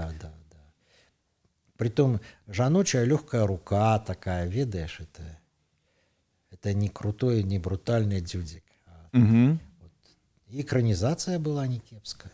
Пачакайце, экранізацыя была, а потым яе павінны былі перакласць на беларускую мову, і беларускую экранізацыю не паказалі ўжо, таму што ўсе чакалі, што там нават была афіша, што яно з'явіцца па вясне, што ўжо будзе ў кінатэатрах менавіта беларуская, і не выйшла. А я вось чакаў беларускую, па-моему, таму рускую не паглядзеў. А магчыма, і рускую нельга ўжо паглядзець нідзе. Ну, я не ведаю, як там. Ну, я думаю, што наколькі я ведаў, што, здаецца, яны прадалі в Среднюю Азію куда-то некалькі. Карацей, грошы яны адбілі. Ага. Не, ну гэта галоўнае. То бок ён не проста там знік, а ёсць фільмапрацяг вось гэтага рамана. Гэта класна. Не, ну в сэнсе, што яны яго як бы... Што гэта праект не стратны. Так. Для такой літаратуры важна яшчэ, што яна не стратная. Разумееш? Тады вось пытанне пра тое, што вы казалі, што вы пішаце па-беларуску і выдаеце гэта за свае грошы збольшага, каб падтрымліваць беларускае, вось каб там нешта з'яўлялася. А ці наогул ні наводнай кніжцы па-беларуску вы не зарабілі і вы не ведаеце, каб нехта зарабіў вось? Не, можна зарабляць на беларускіх кніжках. Вот. На іх зарабляюць. Но зарабляюць не так, як я... Ну, як бы, не так, як на рускіх. То бок гэта не шалёныя грошы, гэта проста умоўна да. заробак, сярэдні заробак такі. Ну, нават невялікі, да. Ну, конечно, можна зарабляць. Но... Я б зарабляў на англійскай мове, каб мяне пусцілі на рынок. Каб не Тэд Тёрнер. Ага. Нас просто не пустили волевым решением. Просто написали на ярмарце, что не купляйте. Вы про ярмарку ў Германії, так? Да. Все, я нават чытаў гэту гісторыю, што Да. так, вас не пусцілі туды. Не, я туды не ездил, это не моя проблема. Нам написали, что не купляйте у братов Адамчиков про протяги снесенных ветром. Ну, так как это... Я не хожу на книжные ярмарки. Нават не наведываю. Мне это не цікаво. Ну, потому что там збираются книгагандаль. Так. Вот. Полиграфисты. Так. Вот. И панельные письменники, я их называю. Ну, которые там панель, так, сидят. Так. Ну, вот это. А я не. Але ж вы можете падглядзець, што з новага ёсць і як гэта новае робіцца. Это не так робится. Ага, все. Это іншая сістэма. І там як адсочваецца, ну, напрыклад, калі ВСТ я працаваў, у іх было на складах недзе 250-300 тысяч найменняў кніжак. Адпаведна друкуюцца рэйтинги продаж. Это такая вот, кожны тыдзень табе прыходзяць рэйтинги продаж, хто на першым месцы, хто на другім. Это секретная інфармацыя. Вот. І што сыходзіць, і ты робіш падобнае. Вот и вся. Вот и весь бизнес. Гісторыя, ну так, это гісторыя з бізнеса, так. Да, это бизнес. Вот. Вся беларушчына это бліжэй да нейкага рэлігійнага пачуцця, чым да бізнеса. Вельмі так, добра разумею, так. Вот. І людям здаецца, што можна неяк сумяшчаць, а яно не зусім сумяшчальнае. Вот. Таму сапраўды там, ведаеш, вся творчасць сыходзіць на стварэнне там букваря. І это творче, потому что вот Буратино повинен там Пиноккио пойти в школу с букварем. Вот. Подручники там. Написать вершик, как его ставили в подручник, я лічу, что это уже подвиг. Ну так, дарэчы, гэта добрый гэты маркер. Да. Таму я падзяляю всех письменников на тых, кто трапіў у подручник і не? Кого праходзяць в школе и кого уже прайшлі. Ага, о, гэта добра, гэта добра. Да, вот прайшлі, знаешь, вот Николая Островского уже, здаецца, прайшлі. А можа вернецца, можа не. Ну, падобна, што прайшлі. Вы раней узгадалі якраз трошкі Ніла Гілевіча. Мне якраз ёсць пытанне, каб вы назвалі некалькі кніжак, якія варта прачытаць усім, і вы іх вельмі любіце ці раіце, таму што вы лічыце, што чалавек не можа стаць чалавекам, не прачытаўшы гэтай кніжкі. І я ведаю, што у вас я знайшоў. Вы пра гэта ўжо пісалі некалькі гадоў таму пра свае любімыя кніжкі. Я працытую: ёсць творы, які не толькі перачытваеш, каб натхніцца, але аўтарам якіх я хацеў бы пабыць і напісаць іх працяг. Гэта зборнік апавяданняў Джеймса Джойса «Дублінцы» і 9 апавяданняў Селінджера. Гэта запіскі каля ўзгалоўя Сейсю Нагон і Грыгерыя Рамона Гомеса де Лесерны. Гэта трохрадкоўі Басё і пяцірадкоўі Сайё. Кніга апавяданняў Вячеслава Адамчыка «Дзікі голуб» і кніга вершаў Міхася Стральцова «Мой свеце ясны», аповесць Караткевіча «Дзікае паляванне караля Стаха» і зборнік вершаў Максіма Богдановича «Вянок». У вялікай ступені ўся мая літаратурная творчасць ёсць працягам найперш гэтых узорных кніжак. Але проста наступнае, што вы напісалі, наступны абзац, гэта іх няма для мяне. То бок людзей, якіх вы не чытаеце, і не раеце чытаць. І прычым вы напісалі пра іх трошкі так катэгарычна. Я б гэта назваў бы так трошкі прынізліва. Можа так? Я так прачытаў, таму што вы не проста пра іх напісалі, а зняважліва, так, таму што вы трошкі перакрыўлялі іхнія прозвішчы і імёны. Напрыклад, вось Гіла Нілевіча, Шывана Амякіна, Гівана Ігрынава, Бедруся Проўку і Карказя Уляшова. Усіх, како Барадулін называў Бондар-каманда. І мне ось цікава, прычым вы да гэтага напісалі, што вы спрабавалі чытаць, але не атрымліваецца і больш не чытаеце. Вось. І мне ось цікава пра гэта спачатку спытаць, чаму вы іх так не любіце. Таму што з іх мне вельмі падабаецца Шыван Амякін «Сатанінскі тур». Напрыклад, вельмі люблю гэтае апавяданне ягонае. Ну і наогул. Напэўна, это аповесць ўсё ж не. Ой, аповесць, так. Угу.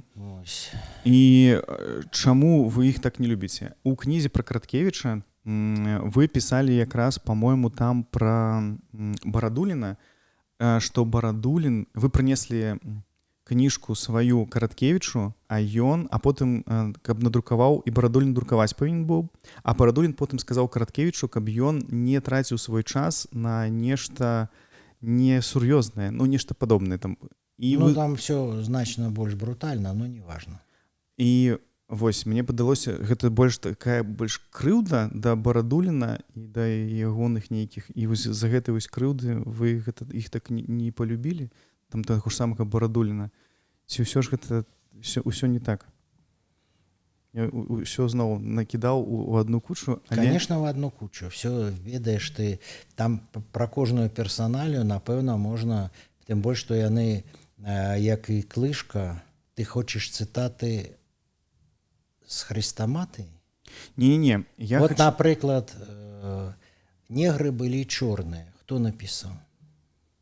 Негры былі чорныя? Да, хто мог напісаць такі геніальны сказ? Не ведаю. Іван Науменка. І чо я павінен это любіць? Просто ты хочаш з кожнага, каб я пару сказаў сказаў? Не, просто вы тут пішаце, што вы спрабавалі чытаць і кідалі. Конечно. То бок вы умоўна не прачыталі там шмат іх, але вось ужо адразу склалі сваё ўражанне па нейкім. Да, па нейкай, па школьнай хрыстаматыі. Мы вяртаемся в букварь, што наша школьная хрыстаматыя складзена з не вельмі хорошых твораў. І в адрозненне, напрыклад, ад тых, хто проста крытыкуе, я змог, напрыклад, взяць і выдаць сваю хрыстаматыю. Всёй беларускай літаратуры ад слова о палку Ігораве да Сыса в адным томе. Вось гэта аранжавая? Так. Яна ў мяне ёсць, я таксама яе набываў, мне яна вельмі падабалась, а я не ведаў, што гэта вы выдалі. Правильно, на што ведаць? Я што, павінен, ведаеш, расказваць. У нас, ведаеш, слава заўсёды адмоўная. І вядомасць адмоўная. В этом трагедыя пэўнае чалавецтва. Што адмоўныя персанажы больш яркія і запамінальныя, і мы адмоўныя рысы ў чалавеку больш яркія і запамінальныя. Лепш запамінаюцца, так? Да. І што калі там ты нічога кепскага не зрабіў, так няма пра што пра цябе расказаць. Тым больш, што там моя кніжка «Сучаснікі», напрыклад, пабудавана на апавяданнях, якія мне расказваюць пра людзей. Адмоўныя апавяданні. І мне расказваюць, што як ты мог такое напісаць, а ніхто не пытаецца, чаму яны это рабілі. Ну так, прэтэнзіі да вас. Да, што я опісваю, то, што ты там краў, браў грошы, хабар, там, разумееш? Цікакаў, слова слава выкакваў на паляне, разумееш? Ну, это ж ты рабіў, не я. Чо ты да мяне прэтэнзіі? Ну так, все, тады апускаем, але тады пытанне да першых кніжак, вось якія... Тым больш я не хацеў гэтых... Ты сказаў, што я сказіў прозвішч. Ну, не, мне просто падалося гэта трошки так прынізліва. Ведаеш, была гісторыя з дзённікамі Барадуліна. Ён придумаў мне мянушку, вот, Ваўкадамчык, Ваўка-Адамчык, Ваўкадамчык. І, адпаведна, это распаўсюдзілася і на бацьку, і на мяне, вот. І ў дзённіках былі эти ваўкадамчыкі, а вот этыя ваўкадамчыкі, тое, што он напісаў, што яго жонка кепская, што дачка наркаманка, што там панапісаў на ўсіх. Но рэдактары, якія рабілі, взяли і напісалі, што, а вы ведаеце, ваўкадамчык, это ж Владзімир Адамчык. І вот у Барадуліна ёсць літаратурныя здольнасці і талент, так? І ён жа не напісаў Ваўка-Адамчык тварыў такое зло. Ён напісаў, што это Ваўка-Адамчык рабіў. Вот. І ты зараз таксама робіш это. Ты робіш эту зноску, разумееш, там нема Шамякін. Я не пісаў Шамякін. Шывана Мякіна. Да, это ж не Шамякін. Это ты робіш памылку. Я разумею, так. Разумееш? Так. І ты за это можаш моцна пацярпець. Як я сказаў, кнігазбору. А зараз в суд. Так, я зразумеў. А яны кажуць, як, Володя, мы ж так старались. Я кажу, так вы настарались на суд, на канфіскат. Вы зараз у вас будзе праблема. А яны кажуць, а што рабіць? Я кажу, так вот все, што звязана з Ваўкадамчыкам, выкінуць з этих дзённікаў. І раптам яны, знаеш, што сказалі? Это ж ён табе пісьма пісаў. Давай пакінем. Я кажу, а мне не трэба. Дзякуй. Перадайце Рыгору Івановичу, Петрарке, што он свабоден.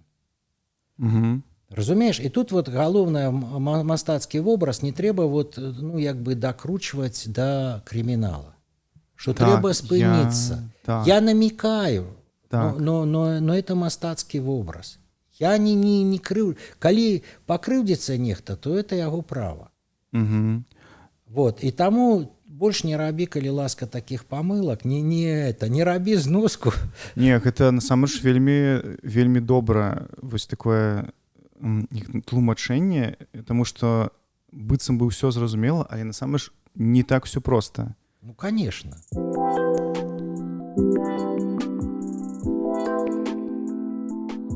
Пра любімыя кніжкі. Ці дадалося за гэты час нешта новае і, магчыма, нешта выкраслілі б з гэтых кніжак, што вось варта прачытаць, да чаго вось трэба перачытваць, натхняцца гэтым ці не.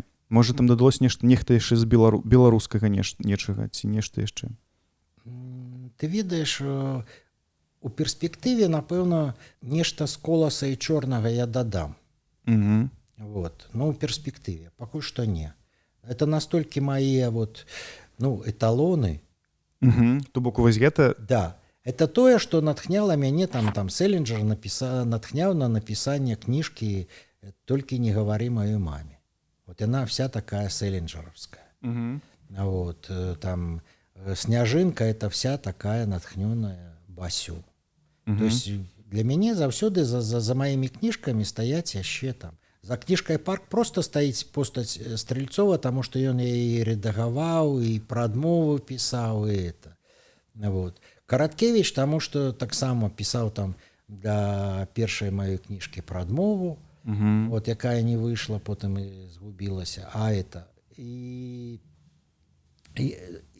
я пісаў з гэтым дзікім паляваннем комікс рабіў, што это, ну, як бы все, што піша бацька, это для мяне напісаў, это ўзорнае.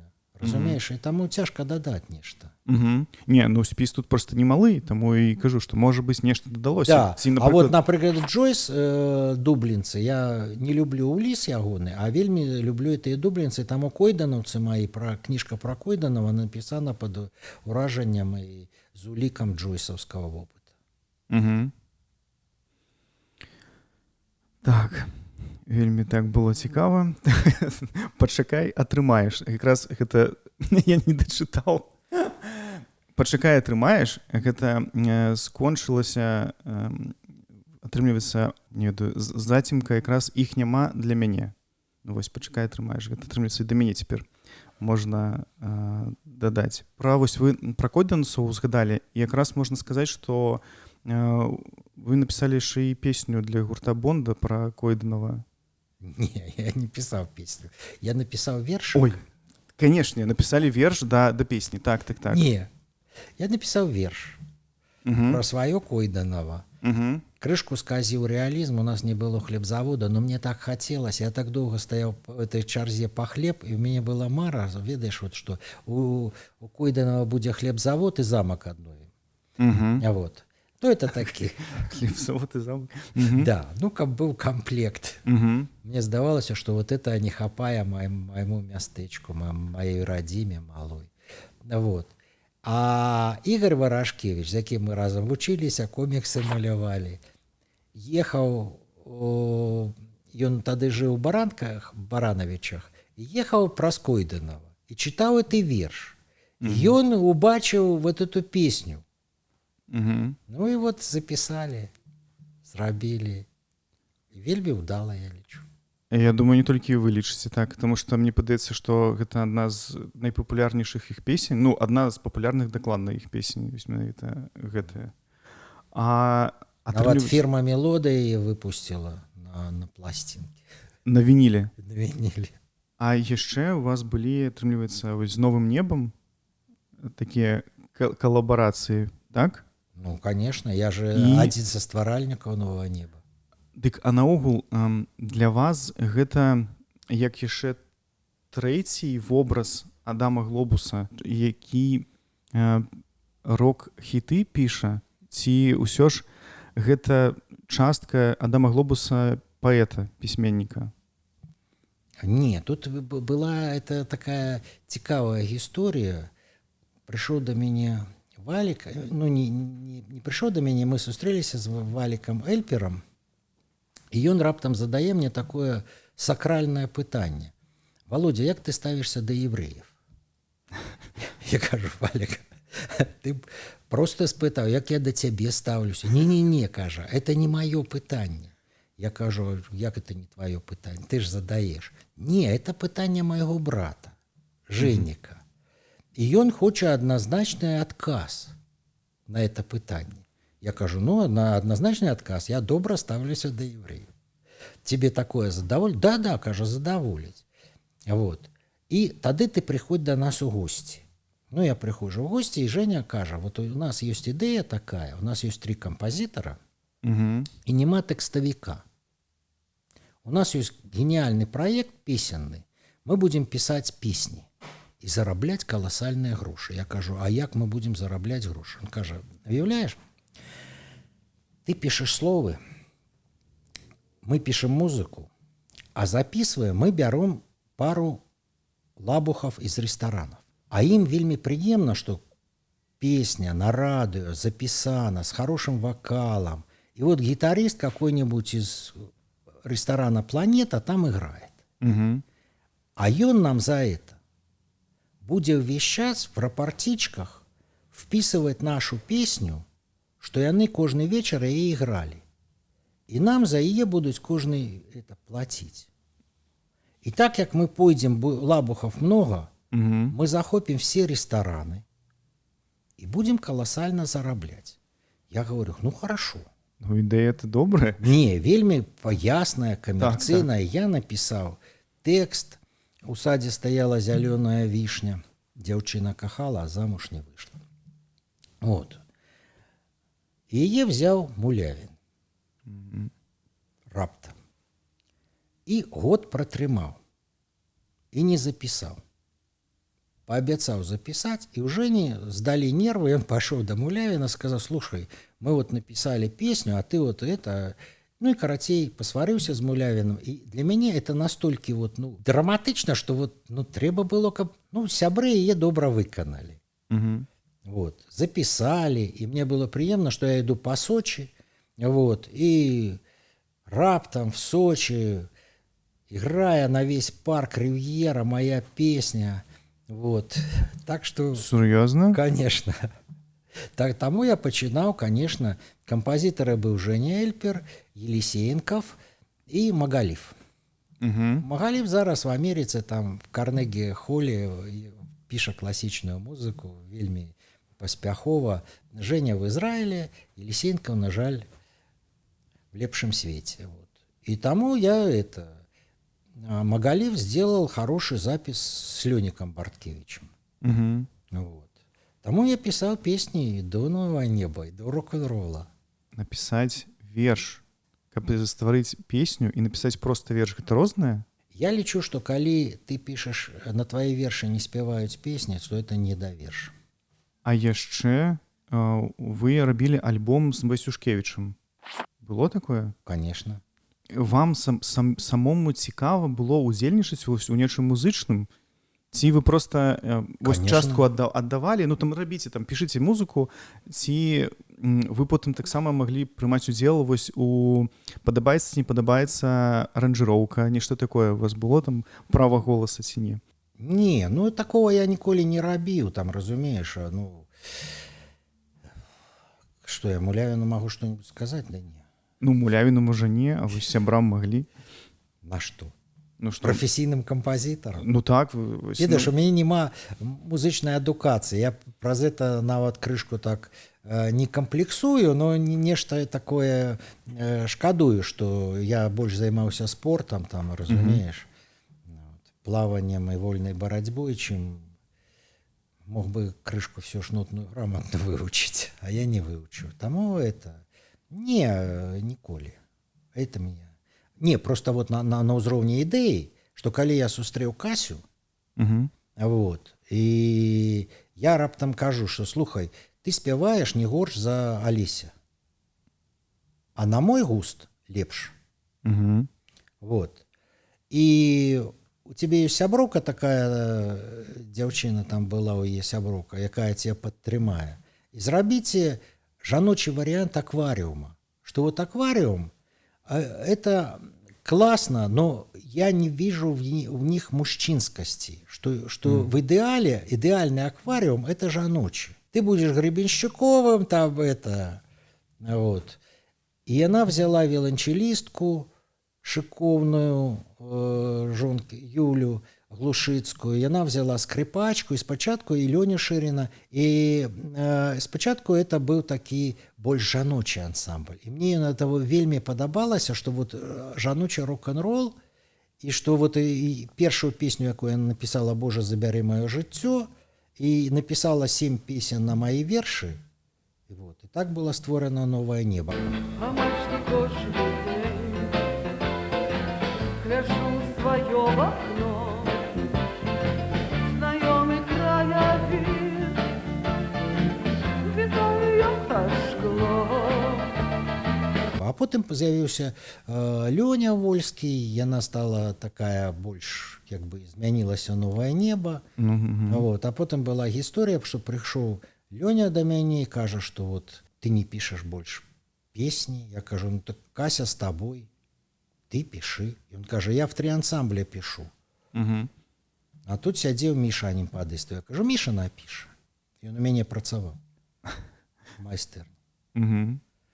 Ну і вырашылі, што Міша паспрабуе. Но Міша паспрабаваў. І «Новое небо» стало таким, ведаеш, ну, а раней яно было, пакуль мои были тэксты, і я бачу, это была стадыённая команда. При всей жаночности, при всей лиризме это был монументальный проект. А потом он стал таки корчомный, такой в корчме, знаешь, такое вот, такие, знаешь, клубно, корчомно. А мне это, я любил монументальный, я любил масштаб, я любил стадионы.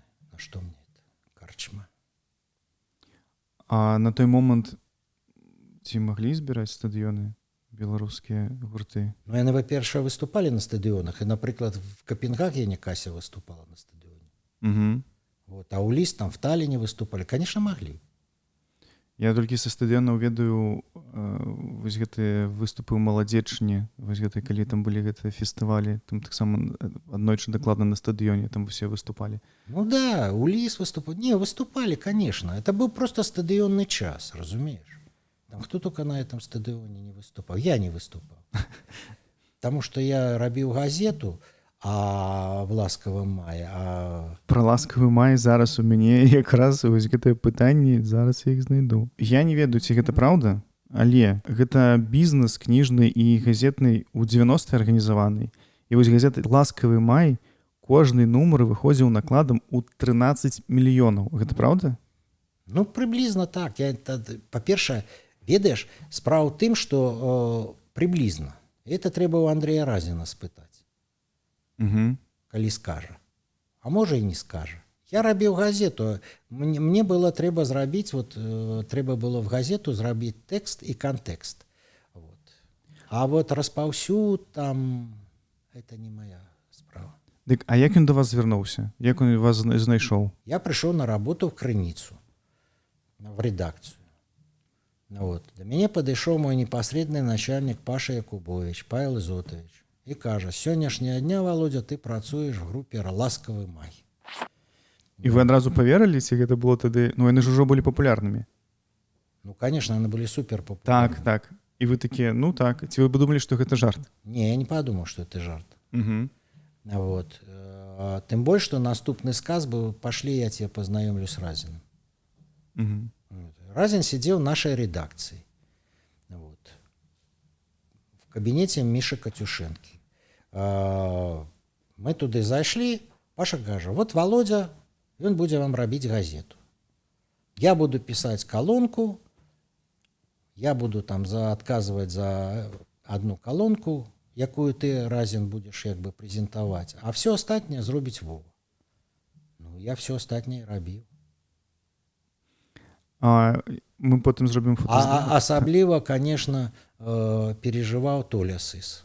Он кажа, Глебус, ты ж не любишь «Ласкавы май». Я кажу, ну и что? Чему ты працуешь в «Ласкавым май», а я не працую? Я кажу, потому что ты любишь «Ласкавы май». Колькі вы там адпрацавалі? Колькі ўсяго было там? Нумараў 7 было.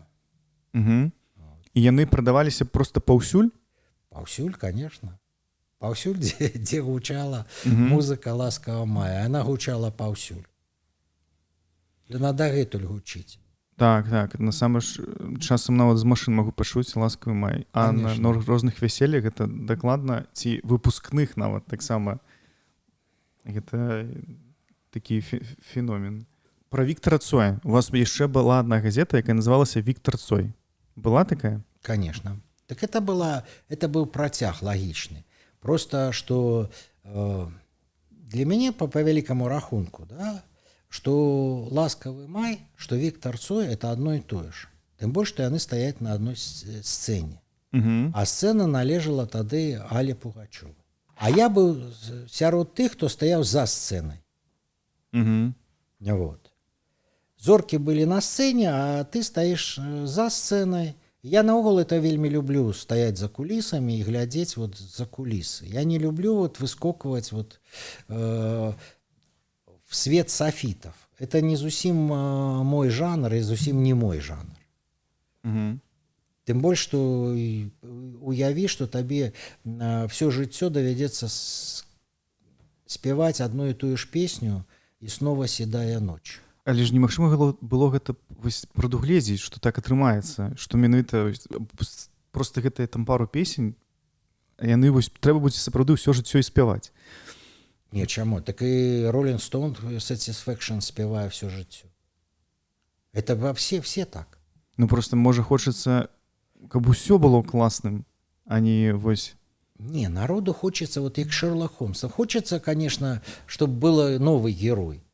Но Конан Дойль наканавана застацца Шерлоком Холмсом. Ну, І колькі ён не спрабаваў, ці там, напрыклад, Жорж Семенон, да, ён спрабаваў з-пад Мігрэ выйсці. Но все спробы, калі в романе нема Мігрэ, то і ніхто не читае. Так, то няма гэтага романа, значыць. Газета Віктор Цой Пра што там было? Гэта што? больше яна ляжыць. Так, гэта было таксама пра музыку. Конечно. Просто ў ласкавым маі мы бачылі, там быў нават спорт. Не было там спорта. Там, можа, які загаловак, но все было пра музыку. Усё. І каля музычная. Нават калі там быў нейкае трагічнае апавяданне, я сваё ставіў, то это, ну, неяк з таго ж дамавіка Мірона, між іншым. Там было так. Да. Ну, это так, для... Каб мне было не сумна працаваць там. Угу. А вось Віктара Цоя колькі нумароў выйшла? 1. І ўсё. Да, потому что это был як бы газета-некролог. И этой газетой были просто стены Цоя обклеены. Потому что там были его верши, его тексты, там фотоздымки. Это газета такая, якая ператварылась в стену Цоя. Ну вось так, я кажу, што я яе ў інтэрнэце змог знайсці, а вось ласкавы май нават не змог знайсці, і я таму і думаў пра 13 мільёнаў, што гэта, магчыма, ну, таксама не зусім праўда. Але насамрэч, калі іх тады... Это правда, просто ну хто захоўвае макулатуру? Потом все здалі і все. Вы яшчэ таксама шмат распавядалі, не шмат распавядалі, а часам узгадвалі якраз працу ў Крыніцы і ў Бярозцы. І вось пытанне пра гэтыя газеты-часопісы, пра часопісы, наколькі яны былі ўплывовымі на той момант для беларусаў. Ці шмат іх чыталі людзі, ці вось любілі гэта, і што вы там рабілі? Ну, калі это паўмільённы наклад, ты уяўляеш? Не, я не магу гэта выявіць. Ну, так вот, конечно, чыталі, конечно, любілі. Конечно, ты быў вельмі папулярны. Калі «Ласкавы май» — это была реклама, концерты «Ласкавого мая» — это были рекламная кампания часописа «Крыніца». Сур'ёзна? Да.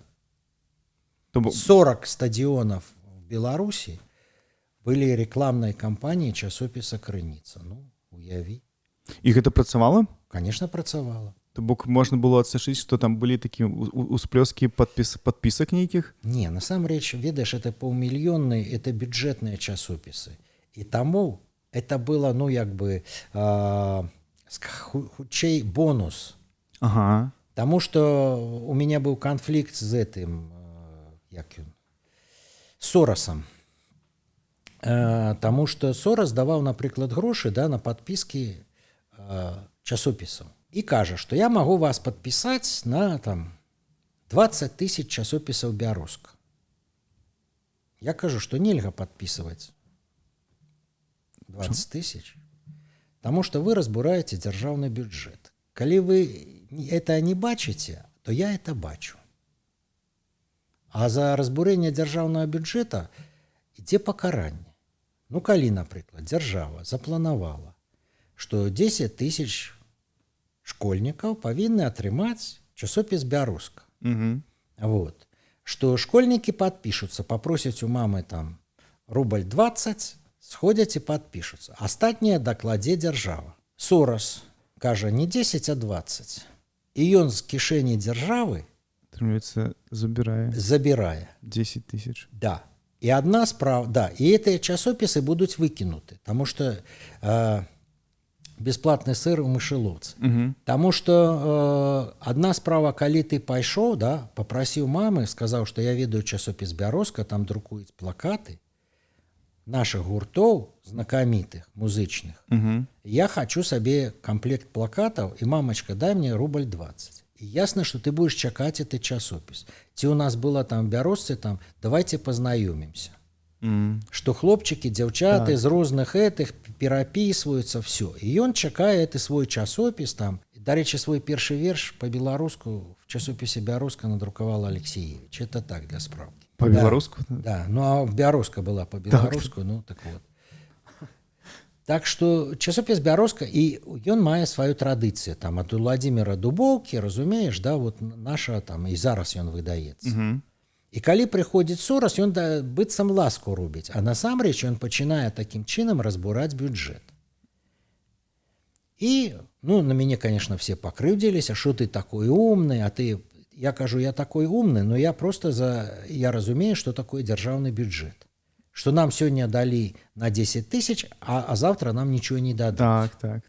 І І калі нам далі на 500 000 крыніцы, то мы павінны рабіць вот на 500 000, а не на 1 000 000. Угу. Таму што тут ёсць моманты датацыі і так далей. А то, што это ўплывовы, то, конечно. У нас быў больш яшчэ ўплывовы часопіс, дзе працавала моя жонка, «Парус». Там мільённы наклад быў. Это часопіс для ПТВ, для ГПТУ. Угу. Ну вот, для это. І таксама яны вельмі стараліся, но ў іх была всесаюзная подпіска. Ну, в сэнсе, Ага, так. разумееш, ім дазвалялася там. І яна была на рускай мове, тут, значыць. Да, яна была толькі па-руску, да. Таму ж, ну быў бы ветрысь тады, так. Да, і там таксама анекдатычна, што жонка панесла моя туды як бы маё апавяданне і мае вершы ў сваіх перакладах на рускую мову. Угу. І они взяли ее працаваць. Ого. Вот, хотя, ну, тому что трэба было... Закрылі геронтологію, про якую мы уже говорили. Угу. Тому что пасля выбуху на Чорнобылі трэба было займацца радыёбіялогіяй. Ну так, так. І вот жонцы прапанавала кафедру в Гомелі, но я сказаў, што давай лепш шукаць новую працу. А яна добра здымала, і адразу взяли в это мільёны часопісы, яна там працавала. Не, гэта таксама класная гісторыя, атрымліваецца, і з вами звязана, вершы вашы панесла, атрымліваецца. Да, мои хоку. Хоку. Да. Угу. Вот. Я помню нават такі верш, это гладыолусы, загорнутыя ў марлю, едуць на кірмаш. Мне насамрэч з хоку вельмі складана. Ну, я разумею, што гэта можа быць нешта, нейкі наступны ўзровень пасля вершаў, вось, але можа вы можете патлумачыць. Я так разумею, што Максім Танк займаўся нейкім чынам, ці ён быў як такім правобразам беларускага хоку, магчыма, ці... Не, ён до нас подключыўся. Подключыўся? Ага. Это была яго апошняя песня такая лебединая, што в апошняй публікацыі раптам з'явілася, ведаеш, все былі супраць. Усе супраць? Конечно.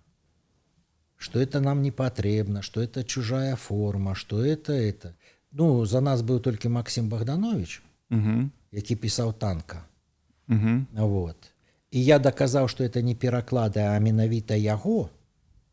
Вот, потому что я знайшоў газету з Мітрака Бядулю, успаміны пра Богдановича, што ў яго была сшытак з матэматыкай усіх паэтычных формаў.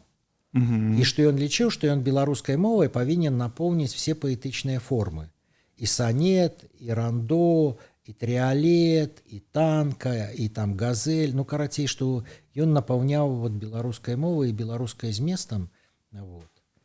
Слухайся, таксама так вельмі класна. Да, і, конечно, это такі... Я лічу, што это правильно. Что трэба спрабаваць, разумееш, это як вот ты приходишь, ты примерываешь такі пінжак, такі, потым это табе падыходзіць, это не падыходзіць, но в принципе потым ты разумееш, что твоя мова можа гучаць, так. Да, жыць в форме паэтычнай хоку. Можа жыць в газеле, можа жыць в рандо, в ранделе, можа жыць там в санете. Чаму в санете можа, а в хоку не? Таму што складана, гэта быццам бы не тваё, то бок яно... Так ты прыходзіш в свет, тут все не тваё, а потым паціху сыходзіш і зноў все не тваё. Но ты паспей полюбіць это. І што тычыцца хоку, то мне здаецца, там правда трэба яго чытаць, яшчэ вот ёсць прынцып чытання, разумееш, што яно чытаецца крышку не так, як звычайны верш. Яго трэба прачытваць 2 разы. Вот я табе зараз прачытаю, ну і нашим слухачам, калі такія будуць. Будем спадзявацца, што будуць. Мы в это будем верыць, да. Крыжы пад снегам. Вось і ўсё, што магу сказаць пра радзіму. Крыжы пад снегам. Вось і ўсё, што магу сказаць пра радзіму. Вось хоку. Гэта ваша? Маё. Калі чытаеш хоку, падаецца, што гэта проста прозу напісалі, вось адзін сказ, і разбілі на 3 радкі, і ўсё. Вось, і складана зразумець, чаму гэта лічыцца вершам. І я разумею, што так, вось вы зараз сказалі, што, па-першае, трэба правільна чытаць яго, і што гэта не так проста там прабег вачыма і пайшоў далей нешта там наступнае чытаць. Вось, ну я паспрабую таксама. Мне насамрэч цікава, ці шмат людзей любіць хоку. Ну зараз я скажу, чаму у нас это атрымалася. Угу. Вот бывае, што пашанцуе, што атрымаецца. Разумееш, і ты напішаш не проста хоку, а хоку, які будзе перакладзены на японскую мову. А чаму атрымалася? Таму што я читаю хоку, да, басё, в перакладзе Веры Маркавай. І я читаю, а бачу не Японію, а бачу Свіслач. Бачу наш вот просто Мінск. Вербы над Свіслачу. Я вырашыў, што я напишу пісьмо Вере Миколаевне Маркавай, якая перакладала басё со старояпонскай на рускую. Вот. І пацікаўлюся, чаму такая адбываецца рэч. Трансформация. Да, что я читаю ваш верш, а картинка у меня возникает вот точно минская. Угу. Вот. Я написал лист ёй. И коли я написал лист, то я подумал, что и коли я подпишу глобус там, ці Вовочка, ці это неправильно, что трэба жаночий псевдоним. Угу. Что жанчине под 80, а тут какой-то хлопец пишет, что-то не то. А вот коли напишет дзяўчынка, то яна можа адказаць. Вот. Я подписал сваёй жонкой Лена Беляева. Яе адрес на всялякі выпадак. Вот. И мы атрымліваем адказ, что так, все правильно. Я таксама ніколі не была в Японии. Но я нарадзілася в Мінску. И жила тут вот на улице Магазинная, якая зараз Кірова. Жила каля Свіслача, каля губернаторского сада. И да, я коли пишу, перакладаю верш, я бачу эту картинку. Вот. Потым мы поехали, конечно, яна запросила Лену до сябе в Москву. Так. Вот. И мы посябравали, и я лечу сябе яе вучнем. Яна присылала нам там свои самвыдатаўскія кніжкі, яна заўсёды баялася. Свои вершы яна надрукавала, калі ей было за 81 раз. Так что у нас был непосредный...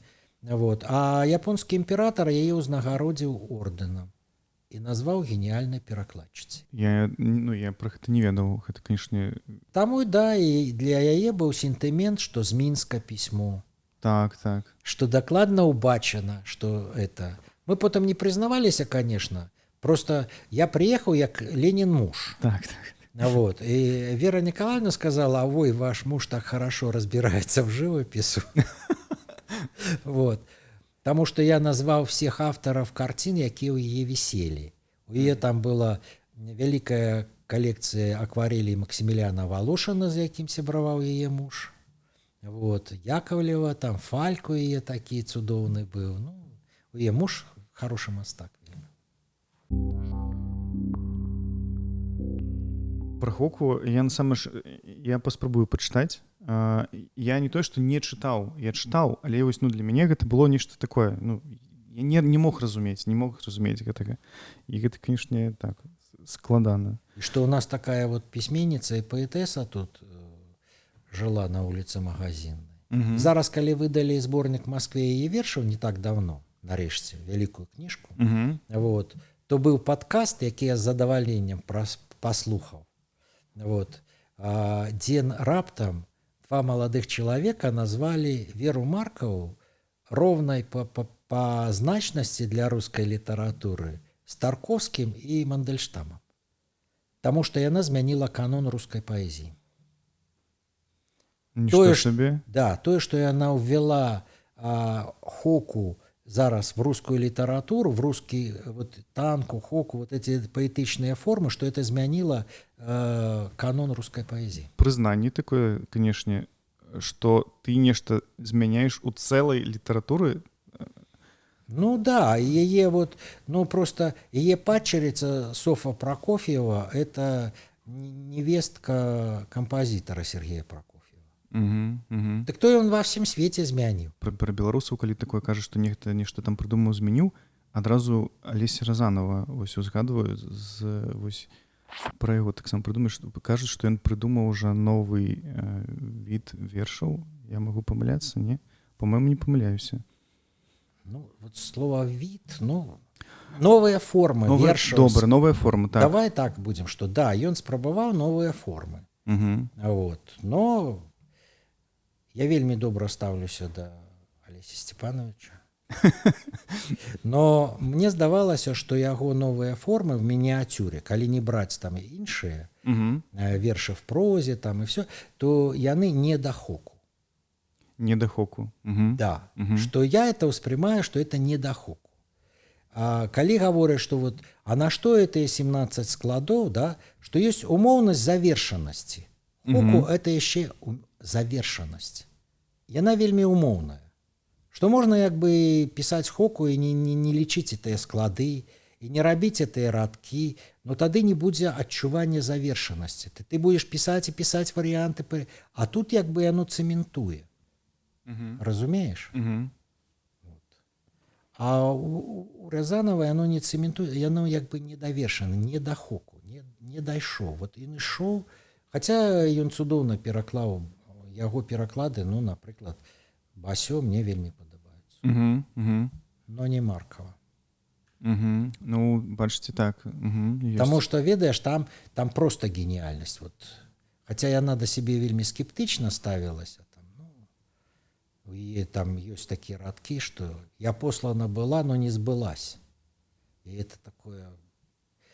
Хацелось весь час ёй сказаць, да все адбылося, все цудоўна. Ну, гэта, бачыце, таксама гэта як з Караткевічам пасля ўжо смерці, вось геній, вось... Да, і вот і меня радуе, што ведае, што я-то ведаў яе значнасць. І цаніў, і што, дзякуй Богу, што вот даганяе это. Так, што нейкі доўгі час я ўвесь час хацеў, ведае, што як бы кепскае стаўленне да Стрельцова было.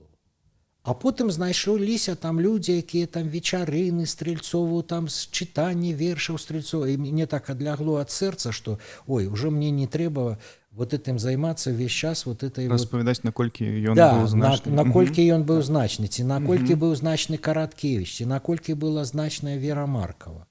Ну вот зараз сысом трэба пісаць, што ён значны. Ну вы кажаце, што вось якраз займаецеся. Да, займаюся.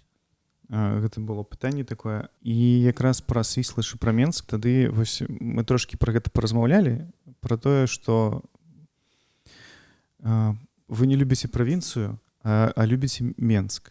Ну, я лічу, што это стратэгічная любоў такая, ведаеш, лагічная, што беларусам не хапае сталічнасці. І нас папракаюць весь час, што ў нас не хапае сталічнасці, і мы павінны культываваць сталічнасць. Правінцыйнасці, вясковасці у нас хапае. А вот сталічнасці, арыстакратызма у нас не хапае. І таму, напрыклад, трэба ўвесь час імкнуцца. Разумееш, што ёсць яшчэ наступныя этапы для пабудовы там сваёй там, ну як бы там беларушчыны, да, што ёсць сталічнасць, да, а в сталічнасці яшчэ павінна быць так вот там ёсць, умоўна кажучы, Вашынгтон, а ёсць Белы дом, да? Бо гэта пік самы. Да, ёсць там Москва, а ёсць Кремль. Разумееш, там ёсць Піцер, ёсць Смольны. Што сказалі в Смольном? А у нас еще трэба выбудаваць яшчэ этот пік. Но зараз мы займаемся выбудоўваннем сталічнасці. І это вельмі важна, што яе трэба, яе не хапае, яна в таком дзіцячым стане знаходзіцца. І таму, правінцыя у нас цудоўная. У нас, знаеш, калі ідзе правінцыял, ну, вот ты ідзеш, напрыклад, па Мсціславлю, да, я там працаваў у Мсціславлі рэстаўратарам, все ведаюць, што ты мастак, і з табой все вітаюцца, і ты там кароль манежа. А калі там ідзе, напрыклад, доктар, ён жа таксама, уяўляеш, в Минску ты трапляешь в метро, и ты просто одна рыбка с тысячи. И тебе ставить на место метро, там, это пассажиропотоки, пассажироплыни, там на вокзал приходишь, там, ну и все, и ты нормальный, звычайный человек. Но столичный, ты повинен хутчей рухаться, хутчей говорить, хутчей думать. Вот. И не трэба сябе рабіць такого пана правінцыйнага. А в правінцыі яны, па-першае, знаюць адказы на все пытанні. Дык, а ці гэта якраз не будаўніцтва вось гэтага сталічнага пана, што я самы буду галоўным, вось мы выбудаем, што ў Менску там вось ты будзеш такі важны, мажны, павольны, і будзеш такім чынам зневажаць ужо правінцыю. Не, поверь. Заходишь в метро, и тебя худенько поставят на место. Ты трапляешь, твоя машина в пассажиропоток, и ты думаешь, як тут попарковаться, и ты разумеешь, тут як бы сама система архитектурная худенько тебе зробіць тебе маленького. Так, а такога не павінна быць, калі вось дойдзем, калі збудуем ужо пік? Не, мы все одно, видишь, есть столичность як абавязковая, вот кожная национальность, кожная нация повинна иметь свою еще столицу. Отповедно это каштоўнасць. Столица як каштоўнасць. И при тым у нас одна столица. Ну, у белорусов, конечно, заўсёды две. Две души, ведаешь? Так. Вот, две столицы, ну, в залежнасці ад беларуса, той, хто жыве на захадзе, там яго можа быць Мінск і Варшава, у некага, хто на ўсходзе, там Мінск і Масква, у некага Мінск і Вільня. Так. А вот, а у некага, як у мяне, Мінск і Новагрудак. Так, я вельмі хацеў перанесці сталіцу в Новагрудак. Можа... Ведаеш, што такая, вот калі мы марылі, што, а можа перанесці сталіцу, разумееш? Можа, тады трэба выбудоўваць сталічнасць, якраз пераносячы там на некалькі гадоў сталіцу ў розныя гарады важныя. Не, так і пераносяць жа. Пераносяць, насамрэч. И это нормально. Перанос столицы – это нормальная функция, что там делегуется некая, там вот, например, Европа весь час призначает, там вот культурная столица, так. Вот хай там будет Полоцк культурной столицей сегодня, там хай Пинск побудзе, разумеешь, это треба, конечно, это нормально. Просто про правінцыйнасць яшчэ вось цікава про тое, што вы кажаце, што трэба будоўваць сталічнасць, а асобна, вось як вы сказалі, што толькі не гавары маёй маме, гэта пра аўтабіяграфічная кніжка. І там таксама герой кажа, няхай аддзяляецца гэтае палессе, ну няхай будзе ўсё асобным. Прыкладна так. Магчыма, гэта не цытата, але там менавіта палессе, што галоўны герой не супраць, што ўсё нешта існуе асобна, і гэта нармальна. Ён кажа, што так і павінна быць. Што гэтыя межы не павінна быць межаў. Няхай там палешукі будуць палешукамі. Ну, я лічу, что, конечно, ведаешь, у часы моей молодости, да, там вот Шалягович и все, было вельми популярна вот эта спроба стварыць палескую автономию. Разумеешь? Так. Но все пачыналася, конечно, с поэзии. Им не хапіла талента поэтычнага. Вот. Што можна атрымаць грант, можна атрымаць фінансаванне, притым вялікае фінансаванне яны атрымлівалі на праект Палессе. Вот. Но не хапіла паэтычнага таленту. Што, да, ведаеш, каб стварыць Беларусь, павінен быць яшчэ Янка Купала. А яшчэ хорошо, што іх з коласам. А потым там і пашло-паехала, так. Да. Ведаеш, і добра, калі ёсць Караткевич, а потым появіўся СЫС, і это весь час, ну, як бы падтрымліваецца все. А просто вот на ровным месцы сказаць, што я возьму грант, разумееш, распишу граматыку. І тут самое галоўнае это дыханне. Вот у Багушевича скручу я дудку, да, это пачынае дыхаць беларуская мова. З'яўляецца паэт і з'яўляецца дыханне. Ён набірае на поўныя грудзі, да, і пачынае, вот дзіцё раптам раз і пачынаецца дыхаць. А в палеском проекте кожны раз я слухаю и хочу пачуць вот это дыханне. И кожны раз нема вот это паэтычнае дыханне, разумеешь? Яно яшчэ не дыхае. Мы все не супраць. Мы ведаем все эти диалектычныя слоўнікі. Но хочется, павінен быць паэт. І таму мы чакалі, мы тады спадзяваліся, там і Наварыч спрабаваў пісаць па палеску, там і пісаў, там, разумееш, і но не. Ну і Сёмуха стараўся. Не, там шмат хто стараўся. Ну так, але проста як яшчэ да таго, што атрымліваецца, ну, вось Палессе таксама, можна сказаць, выбудоўвае ці спрабуе выбудаваць сваю сталічнасць, ну, то бок сваю самую важнасць. Калі так вось сказаць там, без паэта не выбудаеце. Ага, немагчыма. Сталіца можа быць толькі адна і яна вось Ну, у цяпер нас тут... не, ну это ж беларуская столица, я ж про свое. Так. Вот. А калі ты про свое, то калі ласка, там, ведаешь, выбирайте там Мазыр, Пінск, мне хоть Драгичин. Ведаешь, калі ласка, тут и без проблем. Вот. Тым больш, што Полесье все ж ёсць яшчэ і Белостоцкая, там есть украинская, украинская, конечно. Да, и все это Полесье, а поэта нема. Все ваши поэты, там, ведаешь, там, некалі там Шкляревский кажа, Лёніку, Драньку, назовися Поляшук. А вот не назвался. Возьми псевдоним Поляшук. Не. У вас, ну, с Полесья ж много, и той же Мелеш, там, и все, и Саченко, там, ну, поэта. Ніна Мацяш. Что таки это белорусские. Ты лічыш, што можа быць, тут узнікае пытанне, што ведаеш, што я не лічу тых, хто піша па-руску, я лічу рускімі пісьменнікамі. Я разумею, так. Тых, хто піша па-беларуску, і калі з'явіцца, калі Шаляговіч піша па-палеску, ён палескі пісьменнік. Калі Наварыч піша, Трушко, да. І разумееш, а самае асноўнае тлумачу, што дыханне. Што вот пастановка дыхання. Что у нас починается точно зафиксовано, я вот для себя фиксую, что вот Богушевич ставит дыхание белорусской мовы поэтичной.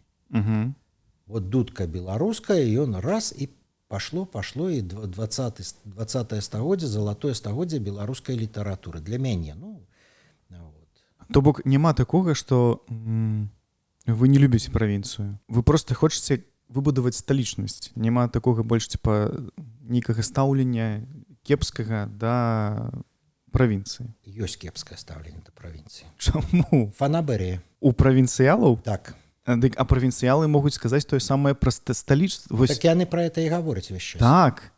Гэта ж вось гэта якраз вось бітва, што меншукі кажуць, што я меншук там у трэцім пакаленні, типа, вы тут панаехалі. Гэта ж таксама вось такая... Безвізавыя вы. У вас есть новая... Безвизовая? Да. Так это не только это про вас, какие приехали с провинции, а то, кто с Микраги, приезжая на центр. Так само? Да. Потому что микрорайонный жлоб, и он еще больше страшный за провинцийного. Микрорайонный жлоб? Да. Вот это вот, ведаешь, жлобизм микрорайонный. То есть центровый человек, и он, ведаешь, вот, и он отрознивается от провинцийного вот такого вот страшного микрорайонного жлоба. Тады атрымліваецца, што цэнтрысты павінны выбудаваць свой пік, і пра гэты пік павінны ўсе ведаць і ўсе казаць, а гэта сказалі там вось там-то. Так и говорят. На незалежности. Так сказал Белый дом, так на Банковой, так Кремль сказал. То бок такое павінна з'явіцца тут, а мы ўсе павінны не сталічнае і не з мікрараёнаў пра гэта ведаць і ведаць, што гэта важна і галоўна. Больш за тое, вам, провинциалам, будуць аддаваць гэты пік, таму што сталічныя людзі, яны не ведаюць, што творыцца в Драгічыне. А вот Драгічынскі цудоўна ведае, што творыцца в сталіцы. І таму, напрыклад, пік павінен быць заўсёды аддадзены правінцыі, адной з правінцый, каб кантраляваць весь периметр. Это імперская структура. Ведаеш, таму што, напрыклад, это в Китае распрацавана, што заўсёды палац прэзідэнта належыць адной з правінцый. Што, напрыклад, там Ельцин приходит с якого-нибудь там Урала, а Горбачев приходит с Краснодарского края. А вы просто это такие шэрыя кардыналы атрымліваюцца ўсяго? Не, мы же... При чем тут это? Ну, вы ж аддаеце і просто вось, ну, ведаеце, што вы ўсё роўна галоўнае і што все галоўнае тут. Па-першае, мы не галоўнае, мы просто сталічныя. Сталічная як каштоўнасць, разумееш? Ага, разумею, так. Да, што у нас, вот, ну, напрыклад, Мінск — это каштоўнасць. Так, разумею. А калі да Мінска дадаецца, напрыклад, сталічнасць, ён яшчэ робіцца больш каштоўнасць. Это праз дадаванне. Калі мы по Полессю дадим автономию, оно будет еще больше каштоўное, разумеешь? Я вот про это. Все, я зразумеў.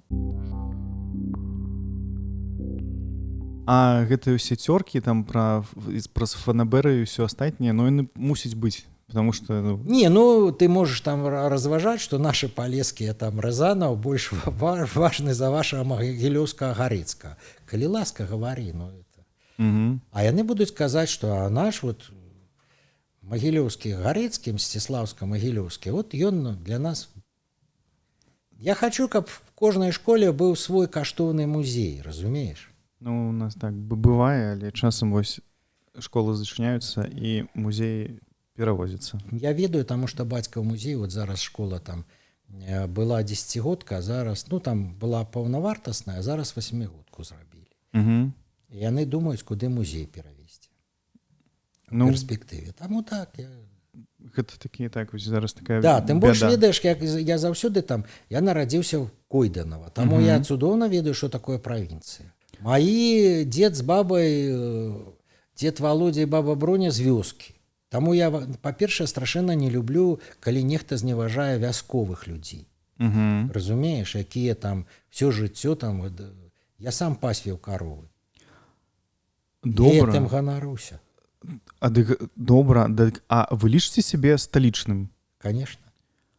Вось дзе тая мяжа, калі вы пераступілі вось гэтую мяжу, калі вы сталі сталічным? Гэта калі, як гэта адбываецца? Адбываецца, што ты разумееш, што калі ты прыязджаеш вот сюды в цэнтр, это называлось у нас цэнтравыя спачатку на жаргоне. Вот. І тут слухалі, ведаеш, другую музыку, гаварылі пра іншыя кнігі. І тут на алейках збіраліся хіпі. Вот. Слухали хороший английский рок. Читали Джойса. Шамякина не любили. Гэта добрае было. Пра тусовачныя месцы Менска можете што-нибудь распавесці 80-х 90-х? Ці былі вось такія, не ведаю, там 2-3 культавых месца ў Менску, дзе можна было знайсці ўсіх сталічных, дзе там усе адпачывалі і лічылася, што туды трапіць гэта ўзровень? Ну, па-першае, моя маладосць припала на 70-е. Ведаеш, там это уже зусім інша. 80-е у мяне дзеці уже былі. Ну добра, 70-е. 70-е, так. Конечно, да. Это был основный был скверик, где збираліся хіпі, это Грицевца, а это зараз сквер Янки Купалы. Ага. Вот. Потому что помнік Грицевцу стоял там, где зараз стоит помнік Купалы. Зразумеў. Вот. И там збираліся хіпі, да, играли на гитаре, пили вино. И рабілі слона. Рабілі слона? Да, был такой культ. У меня, я першае апавяданне ў сваім жыцці напісаў слон. Прошло 40 гадоў, яго зараз пераклалі на нямецкую мову. Вот. А хіпі рабілі слона. Это з дзёрна, з мусора лепілі такую скульптуру слона. Вот. Это был такі творчы акт, а раніцай прыходзіў этой, я его называў лістапад, ну, дворник и так. выкидал это слона, а вечером збирались и рабили слона. Вот это Зноў, да, вот приносили всякое смецце. Вот. Шкада, что не захавалася ни одной фотки, мне это перакладчица немецкая кажа, что вот шкада фотки. Так, так. Я кажу, ну давай это я намалюю. Дарэчы. Вот. Таму... А яшчэ былі нейкія... Нет, так весь центр был, разумеешь, это вот Гриц. Потым алейки, это улица Ленина, вот тут, в ободвы баки от проспекта. Вот. Потым была еще ратуша, культовое место, там таксама збіралася моладзь. Ратуша это чамусьці называлась каля чырвонага касцёла, каля дома ўрада. Там в центре был вялікі сквер. Вот. И Пентагон, это які потым пераназвалі в Паніковку. Паніковку? Да, ну, Паниковка, да. Паниковка, ага. Да, это то, что Паниковский с Лебедем там. Ага. Вот. А был Пентагоном. Пентагоном. Потому что дом офицеров. А калі казаць пра хіпі, то месца хіпі гэта было якраз... Вот это все, что это я назвал. А, гэта ўсё тут вось тусаваліся. Да, а основное было вот в этом доме, вот где центральный универсам, кафе называлось «Помойка». Помойка? І просто вось людзі тут тусаваліся, пілі віно, вось вы кажаце, там вось нешта ляпілі, то бок, блин, ну гэта Да. абсалютная свабода. Да, притом никто не пытался, придешь ты завтра, ты не придешь. Вот это было самое основное. Никто не пытался, всех по мянушкам да один до другого называли. Вот. И была такая демократия, пригожие девчаты, пригожие хлопчики. Вот. И система. Потому что хиппи подорожничали по Советскому Союзу автоспином, и вот в Тарту, там, в Питер. И там так само были такие места, как наша помойка, где можно было прийти, и там, ну, спытаться, ці можно где тут у кого на пару Пераночыць. да пераночыць, да. У гэтай сістэме ці было вось гэтая сістэма фрылав, напрыклад, нешта такое? Ну, калі там можна было займацца сексам, там просто типа з людзьмі, там не ведаю. Не, ну, калі толькі па згодзе. Ну, не, безумоўна, А безумоўна. па згодзе, калі ласка, конечно. И коли у тебя маленький рост, можешь стать на приступку тут в подъезде вышэй. Это таксама факты такія. Конечно. Гэта таксама добра. А яшчэ пра хіпі, што вось дачка Рыгора Барадуліна была хіпі. Гэта праўда, так? Она была наркоманка. Не, Это правда. то бок гэта не... Ведаешь, справа в тым, что система это хиппи. Да, там была параллельная система, но я бы не назвал ее хиппи. То бок гэта таксама 70-е, 80-е? Ну, яна ж малодшая за мяне. Так, так. Вот. Потым зараз да хіпі шмат хто прымазваецца. Ну, в сэнсе там лёгка, там все мастакі насілі доўгія валасы, можна там, ведаеш, всех, хто насіў доўгія валасы, запісаць в хіпі. Но яны не хіпі. І у нас вельмі много зараз вот это там. Вот там.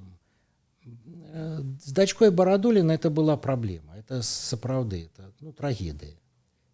І трагедыя ягонай сям'і, і трагедыя Ілона прыгожая, разумная. Ну вот ведаеш, ну, тым больш маё пакаленне яшчэ вот было апошняе, напэўна, пакаленне, дзе наркотыкі былі адназначна кепска.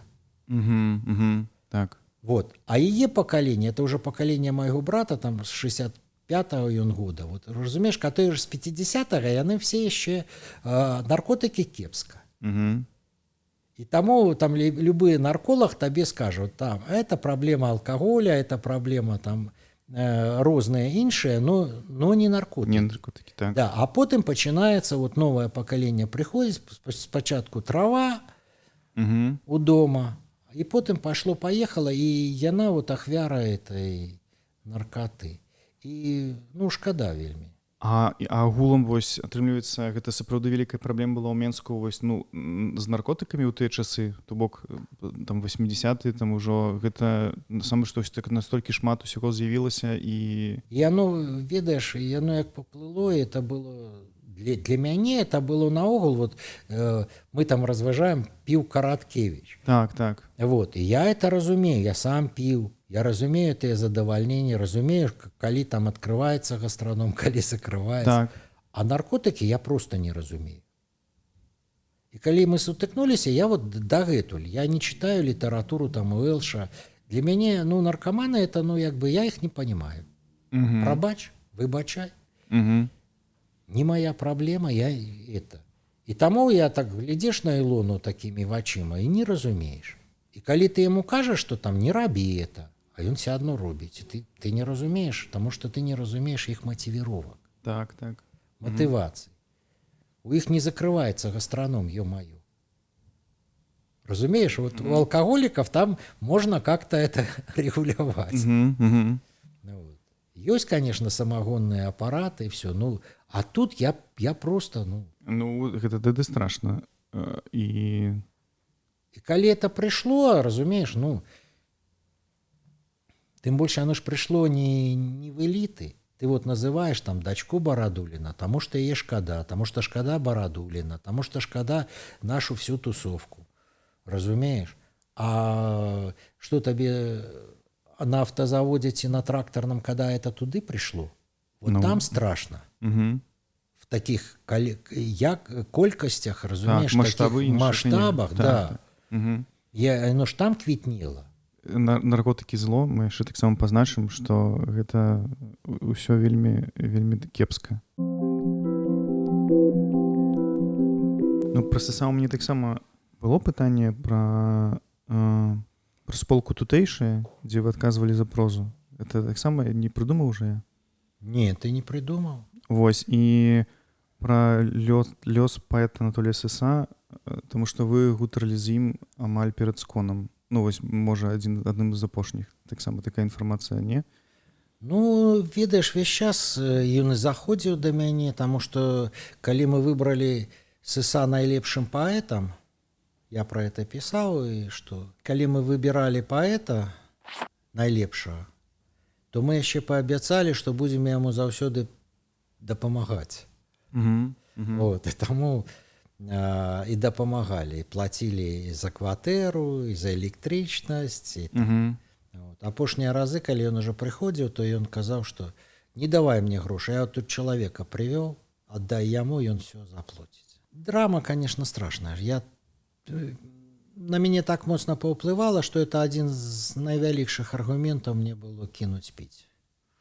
Вот в это... Калі старэйшыя сыходзілі, то это просто старэйшыя сыходзяць, і здавалася, што 50 это нормально. Вот. А калі раўналеткі і яшчэ маладзейшыя за цябе, Сыс там не намного, но на год маладзейшы, і ведаеш, калі такое адбываецца, то ты збіраешься і думаешь, что не, это не мой шлях. Я маю на увазе алкаголь, Я разумею, так. заняпад, да, такая дэградацыя сацыяльная. Кажаце, што таксама паўплывала на вас настолькі моцна. Там шмат што паўплывала. Але, да, но просто это было як бы страх, разумееш? Так. А самае асноўнае было знайсці, дзеля чаго і дзеля каго жыць. Вот. Акрамя сябе. Акрамя сваіх радасцяў, што бачыць, што ты абавязаны яшчэ некаму там дапамагаць. Ну, калі знойдзеш все роўна і бачыш вось прыклад, што можа здарыцца раптам, гэта, канешне, так. Таксама чытаў, што бацька не хацеў, каб вы былі пісьменнікам ці паэтам, таму вы пайшлі на мастацтва. Гэта праўда? Не, бацька не хацеў, каб я быў мастаком. Мастаком. Мастаком. Не хацеў, каб былі мастаком? Так. Ага. Ён хацеў, каб я быў матэматыкам. Матэматыкам. Вот. Матэматыка — это добрая прафесія. Ну, конечно. Тым больш, што сярод маіх сваякоў там шмат матэматыкаў, і моя старэйшая дачка матэматык. Так што, матэматыкі я лічу, што нормально. Просто была такая гісторыя, я ее рассказываю, но мне она вельмі падабаецца, я і вам раскажу. Давайте. Гісторыя такая, што я хадзіў за студыю до Сергея Петровича Каткова. А потым мы пераехалі, і все змянілася. Я пачаў хадзіць у школу на 3-ю змену в 4:15. Я выпаў сацыяльна з усіх сваіх студый, там, са спартыўных секцый, таму што яны разлічаны на 2 смены, першая, другая. А калі ты ходзіш на 3-ю, ты выпадаеш. Вот. Ну і карацей перастаў. І вот раптам в нядзелю звонок в двери, я адчыняю, стаіць Сергей Петрович Катков, мой настаўнік малявання. Вот. І мне стало неёмка, што я не хожу, не ведаю, што маме зараз сказаць. Кажу, мама, вот тут Сергей Петрович прыйшоў. Вот. Мама запросила, мы якраз снедаем, это раненько. Вот. І мы сели, і Сергей Петрович кажа, а вот Вова не ходзіць в студыю. А бацька кажа, правильно робіць, што не ходзіць. Вот. Вова у нас будзе матэматыкам, ён добра лічыць, добры ясны розум. І тут Сергей Петрович кажа, а да вас настаўнік матэматыкі прыходзіў раніцай в нядзелю. Я пайшоў в студыю зноў маляваць. Дык, а вам падабалася хадзіць у студыю? Конечно, падабалася. Там быў батут. У студыі маляванне быў батут? Да. Вот там было это было фокус. Мяне ж туды і заманілі батутам. Што? Я не разумею. Вот, у чым было это. В 3 класе до нас другогодніка привялі Мішу Прокоф'ева і сказалі, што вот Міша Прокоф'ев, ён цудоўна малюе, а Вова робіць цудоўна урокі. Вот мы іх пасадзім, і Вова будзе адказваць. Міша научыць Вову маляваць, а Вова научыць Мішу матэматыкі, пісьму і гэтак далей. І Міша ўжо не будзе двоечнікам. Карацей, мне прыкрепілі такого Мішу. А Міша мне кажа, што слухай, ну Міша з матэматыкай былі праблемы, я просто за яго все рашаў. А ён кажа, а ён маляваў фенаменальна. Ён взяў трэцякласнік, на дошцы намаляваў в перспектыве троллейбус з коламі, з шафёрам, з пасажырамі на всю дошку крэйдай. Уражвала. Вот. И Миша кажа, пошли со мной вы за студию, сядем на трамвай, поедем в Палац пионеров и там и за студию. Я кажу, да я не хочу, я не умею малявать, я это. Он кажа, там есть батут. Коли мы с тобой застанемся до конца, я попрошу у Сергея Петровича ключи, что мы сами закроем все. Мы праз прибиральню пройдем в спортивную залу гимнастычную, там стоит батут и будем скакать сколько хочешь. І я купіўся, я пайшоў на гэты батут, вот, а трэба было нешта маляваць. Ну, каб датрываць до конца. Ну, я маляваў некую там бітву, ці то Куліковскую, ці то Грюнвальскую. Карацей, рыцары стаялі па краях ліста, а все трэба было зелёнай фарбай зафарбаваць поле бітвы. Вот, і я фарбаваў, да паловы дафарбаваў, потым мы пашлі на батут, і мне так спадабалася батут, і я вырашыў, што я павінен нешта маляваць. Вот. І тады я купіў вялікі аркуш паперы і намаляваў індзейца.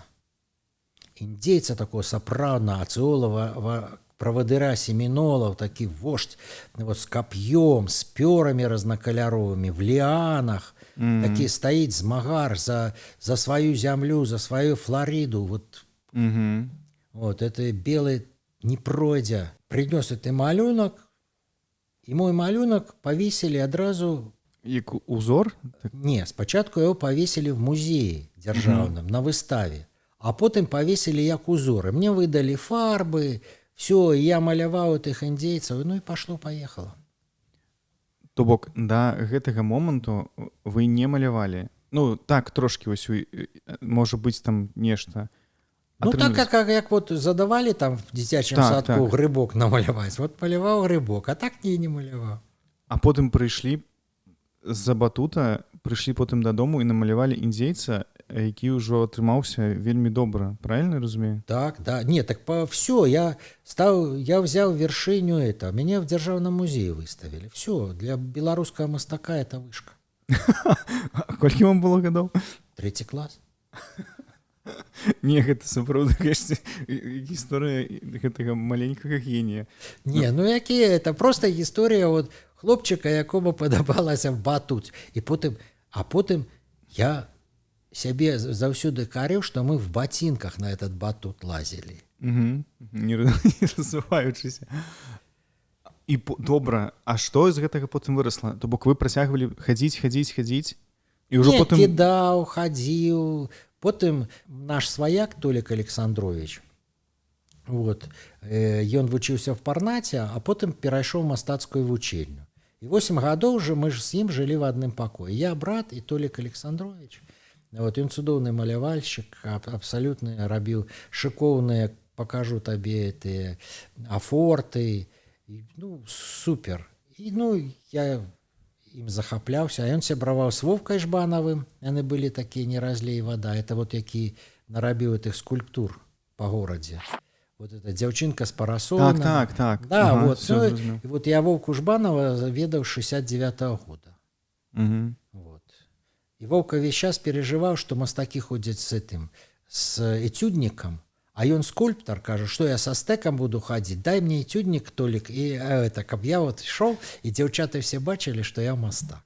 Вот. Ну, так як все тут мастакі, так і я. Што было далей? Калі казаць пра мастацтва, мне ўжо тады стала цікава, напрыклад, як вы выпрацавалі свой стыль, і калі гэта адбылося? Гэта яшчэ была зусім маладосць? Не.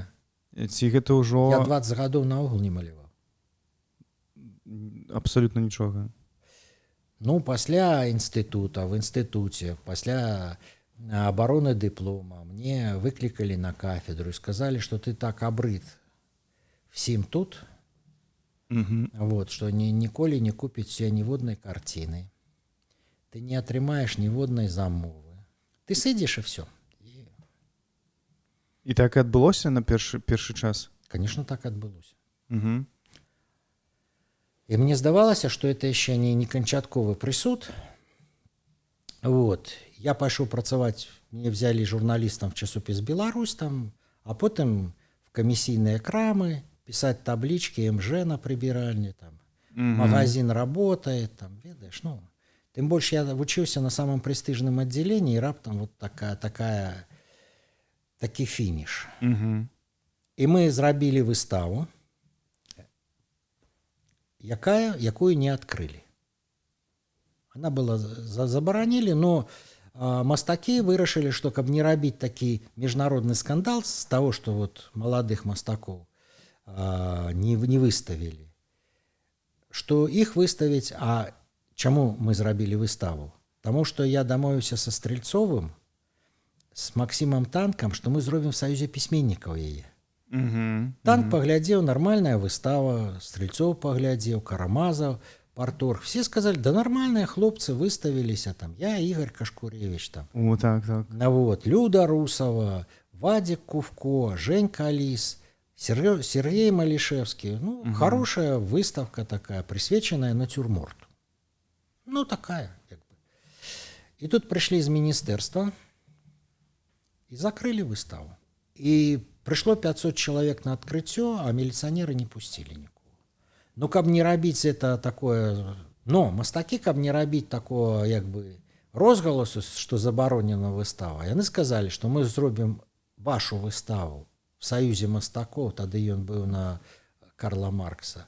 Вы повесіце на один день, и все мастакі прыйдуць и скажут, что мы про вас думаем. Вот. Пришел Заир Исакович Азвур, сказал, что это никчемное все. Пришел Михаил Андреевич Савицкий, який сказал, что яны льють воду на млын империализма. Вот. Пришел Аникейчик, який сказал, что яны ненавидят своих батьков, потому что Вова Адамчик что-то подписывается каким-то глобусом. Сергей Малишевский пишет «Малиш». Вот. А Игорь Кашкуревич пишет «Кашкур» замест «Кашкуревич». Яны всех нас зневажают, и это позорище, это не место сярод нас таким. Ну и все, и 20 годов я после этого не малявал.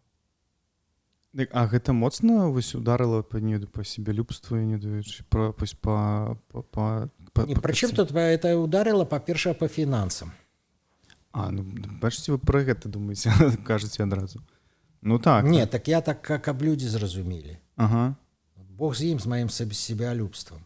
А калі ў цябе дзеці, калі ты не можаш уладкавацца на працу, калі табе сказалі, а яшчэ мне принесли в этот ж день, редактор принес книжку и сказал, что тебе ніколі нигде не надрукують. Потому что главлит не поставил штамп. Цензура не пропускает твою книжку. Все. У тебя нет ни выстав, ни книжки, ничего. Притым редактор Леня Дранько, мог бы другой день выбрать, правда? Не, он выбрал это. Как в комплекте. Все адразу. Да, там мяне забаранілі адразу і як мастака, і як літаратара. Да. А што вы рабілі? Ну, я ж кажу, таблички МЖ на прибіральных. Ну, усе 20 гадоў наўрад ці ж? Не. Ну, я пачаў выбудоўваць все спачатку, з нуля. Пакуль я працаваў в камісійных крамах, я пачаў пісаць прозу. Вот, написал оповедание «Слон». И свои мастаковские амбиции я пачаў реализовывать в форме прозаичных оповеданий. И яны не бачили мастака-авангардыста, например, в моем оповедании «Слон». Ну, робіць там нехта слона. Ну, и хай робіць. Каб мастаки, яны б ніколі не пропустили это слона як арт-объект. Разумееш? І таму все пісьменнікі заўсёды да мяне ставяцца, это я мастак. Угу. А все мастакі кажуць, это пісьменнік, яму можна. Угу. І тады мы пачалі выбудоўваць такую сістэму, што тое, што можна мастакам, напрыклад, там 5 голых жанчын в студыі, мастакам можна, а пісьменнікам не. Вот. І паступова я... Ну, і потым мы стварылі тутэйшых. Угу. Ну, каб эту всю сістэму этих людзей з іх каштоўнасцямі забыць. Это я мягко кажу. Зруйнаваць, разбурыць. Не, это твои слова. Я не збіраўся. Я просто забыть и все. Угу. Вот. Что мы будем писать новые книжки, новые жанры. Угу. Что мы будем писать детективы, малявать комиксы. Вот. Писать фантастику про черепашек-ниндзя. Мы будем любить бестселлеры Голливуда. Вот. А ваши все каштоўнасці... Яны не нашы. Не наши, да. І атрымліваецца, што вельмі добра прыйшло ўсё атрымлівацца. Ці былі таксама нейкія канфлікты? Не, ведаеш, канфлікты заўсёды, калі ты нешта робіш, то ёсць канфлікты. Калі я сказаў, это расказваў там, што калі нехта зайшоў в падручнікі, разумееш, не дзеля стварэння новага буквара, а дзеля зараблення грошай, то в падручніках нельга зарабляць грошы. Угу. Разумееш? Так. Вот. Но это ж толькі з вопыта вынікае. Ты ж адразу это не ўбачыш. Угу. Вот.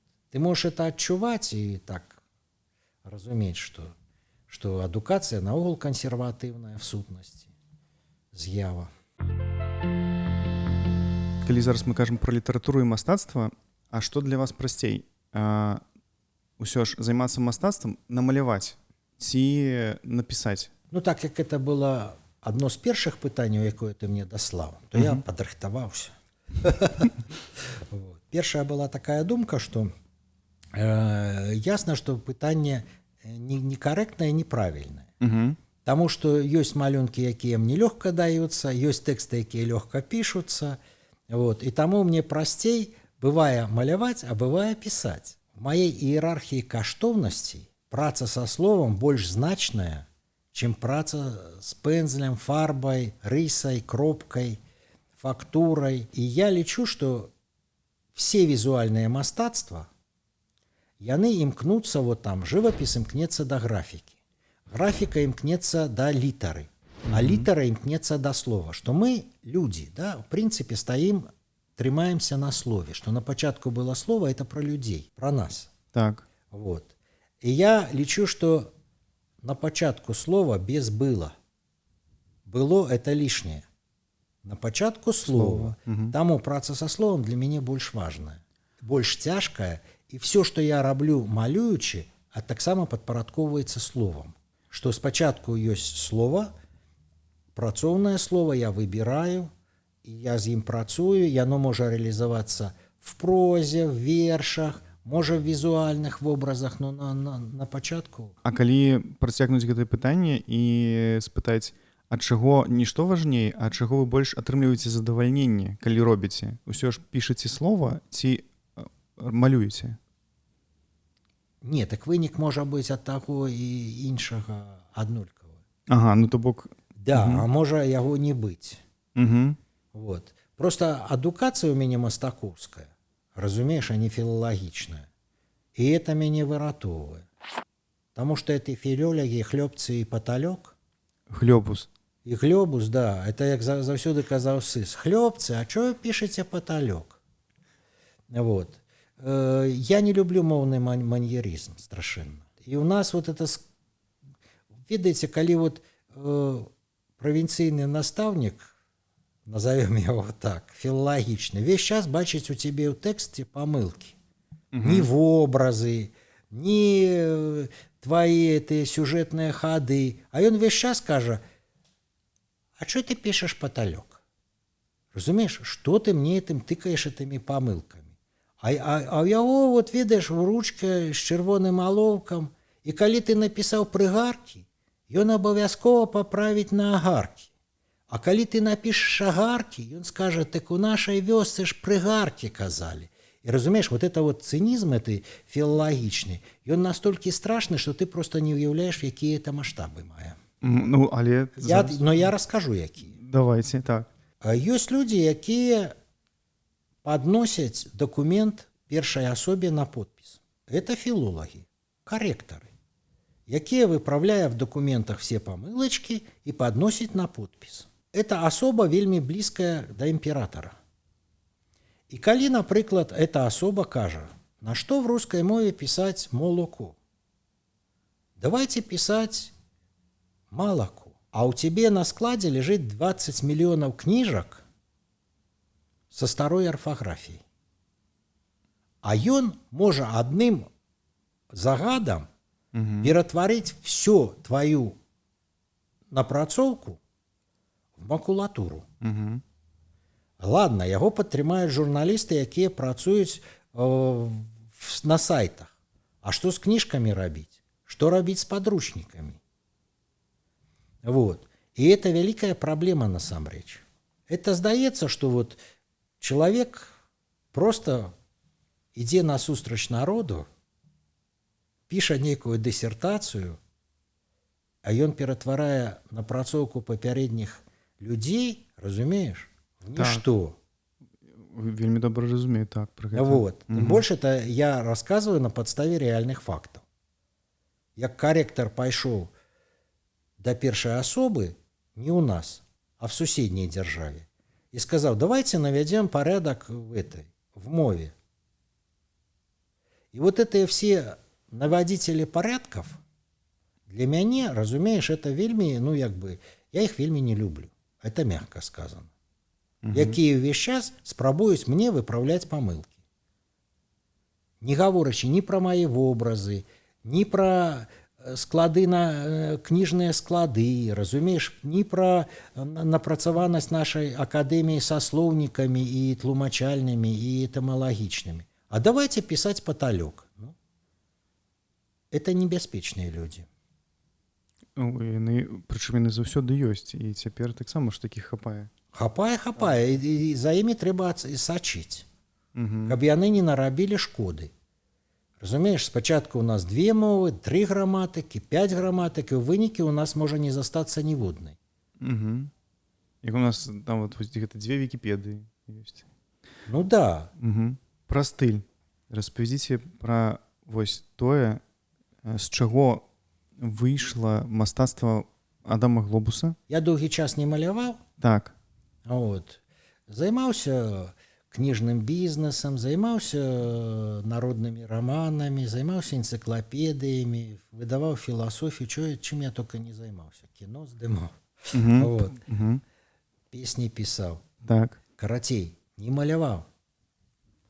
А потым жонка кажа, давай ты нарэшце сабе што-нибудь купіш, давай вот купіш сабе, мы табе купім эту студыю, дзе ты будешь маляваць. Я кажу, ну да, сапраўды, это бізнес кніжны падае, да і все жыццё займацца тым, што ты весь час зарабляеш, это таксама стамляе. Да, буду маляваць. Але з 20 гадоў было все страчана. Страчаны, рука стала, ну, калі вот музыкант не играет, так, то же самое и с мастаком. И мне здзівіла одна кніжка, якая называлася «Вучымся маляваць як Леонардо да Вінчі». Вот. Мне назва закранула. Ясно, что не навучишься. Ты в голове, да, бачишь в образ. И сапраўды, амаль что як Леонардо да Вінчі. А твоя рука... Далёка не Леонардо да Вінчі. Да, вот, да, и конфликт. И ты говоришь, вот гляди, вот ты ж бачишь, ты вот повинен. И тут раптом до меня дошло, что треба довериться руце. Вот яна кривая, значит, ты повинен ей доверять. Вот яна вот так робить, разумеешь? И ты повинен идти за ей. Як у японцев есть зуихитацу вслед за кистью. И ты повинен вот за этим пензлем, за этой идти вслед. Разумеешь? И поступово я пачынаю выпрацоўваць сваю лінію, сваю кропку, сваю пляму. Угу. І з іх выбудоўваць свой новы свет, свой шрифт. Я ніколі в жыцці не думаў, што я буду, там, ведаеш, шрифты пісаць. Для мяне это было, ну, як бы, не моя справа. Хаця ў мяне 5 якраз Семченко поставіў по шрифтам. Вот. Но все одно. Но мне хотелось, и тем больше, что я раптом зразумеў, что вот легкая линия, это коли сверху вниз, так? А вот снизу вверх линию рабіць вельмі цяжка рысу, это вот выкресліваць, так? Но все, что расце в этом свете, яно расце якраз снизу вверх. Так. И коли ты тянешь, табе цяжка, и рука кривая, но разом с тым ствараецца свой вот намалявана твоей рукой. Ну и я вот паціху.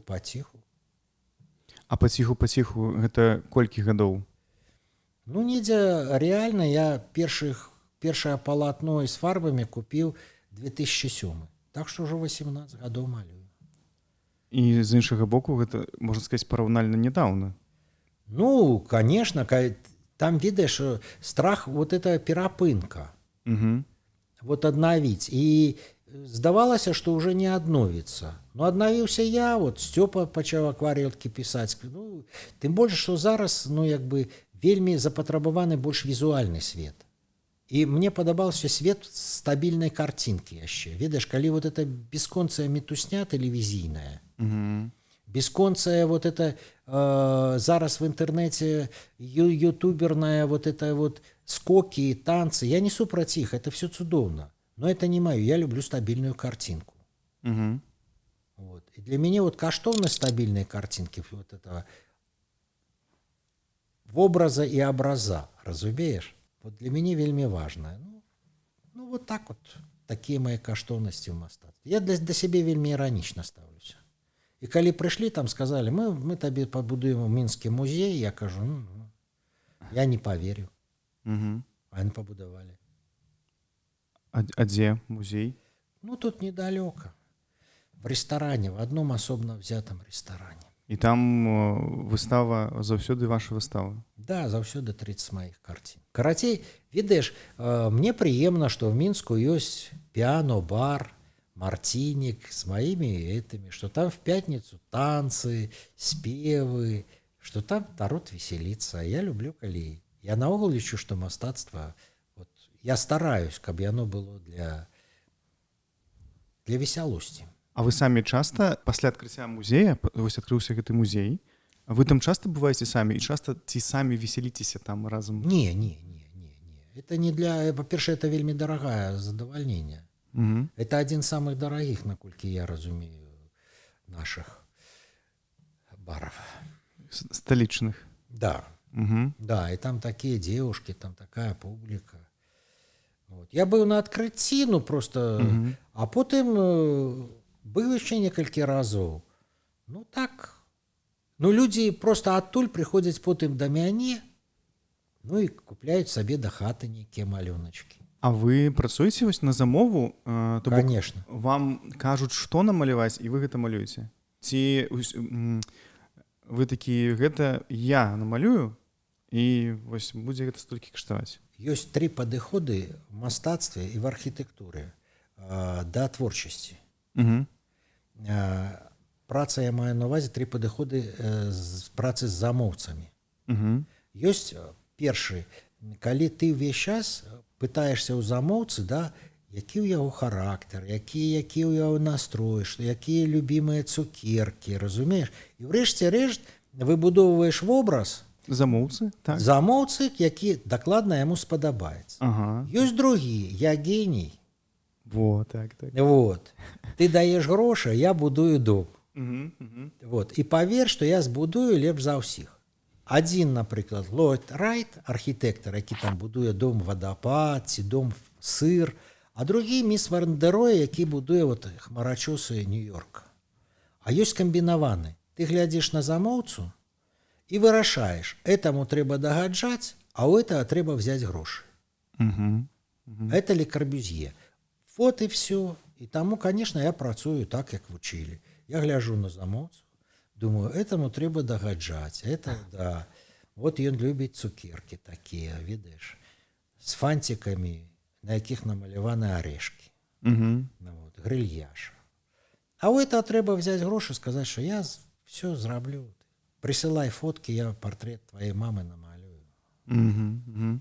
Ну, я ніколі, я за прынцып Мікеланджела ніколі не адмаўляцца ад замовы. Любая. Калі табе замаўляюць кніжку пра кампост, ты робіш кніжку пра кампост. Калі табе замаўляюць роман, калі табе замаўляюць, напрыклад, газету «Ласкавы май», ты кажаш, хорошо, можна все, Угу. а можна Джона Леннона на першую старонку? Можна. І ты друкуеш Джона Леннона на першую старонку. А на карцінах можна зарабляць, калі нават параўноўваць выдавецкі бізнес 90-х, там, ці 80-х, ці 90-х, і на карцінах? То бок можна зарабляць мастацтвам? Вось цяпер у Беларусі. Калі б я захацеў зарабляць мастацтвам, я б зарабляў. Карацей, можна. Ну, калі мастак, можна нават фальшывы рубель намаляваць. Конечно, можна. Угу. Ты ведаеш, чаму мастакам так много плоціць? Каб не малявалі фальшывыя грошы. Гэта так, ёсць такая прымаўка. А чаму не? Ну, а хто малюе фальшывыя грошы? Ну, не матэматыкі ж. Ну не, ну так. Ну, вот і все. Ну, цяпер вось.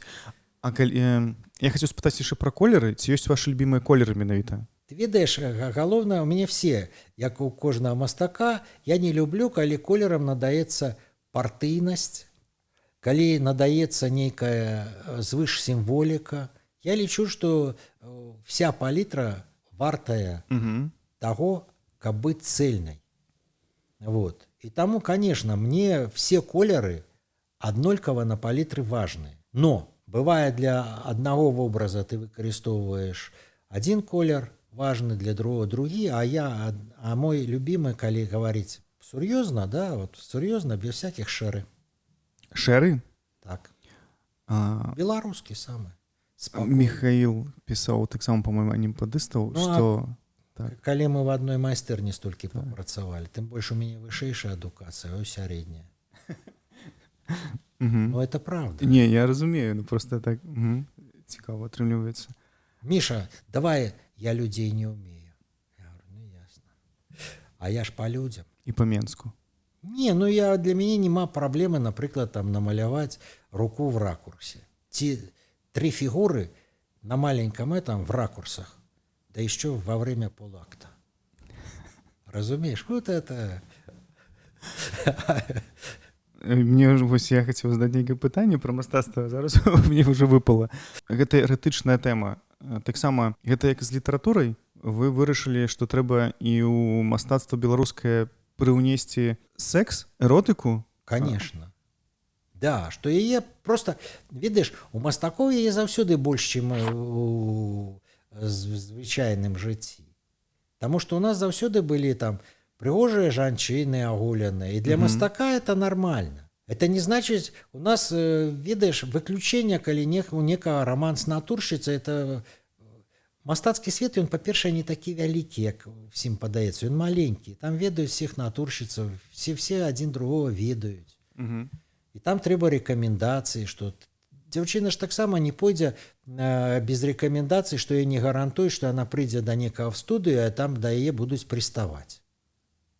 Разумееш? Ну, ясно, что трэба рэкамендацыі. Таму я лічу, што гэты свет трэба крышку, это окно приоткрыть и показать. И мне здаецца, што эротыка это вельмі важны элемент і яшчэ недооценены, недороблены, што ім трэба займацца.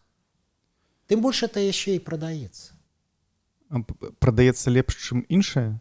Ну да, чым шмат што іншае.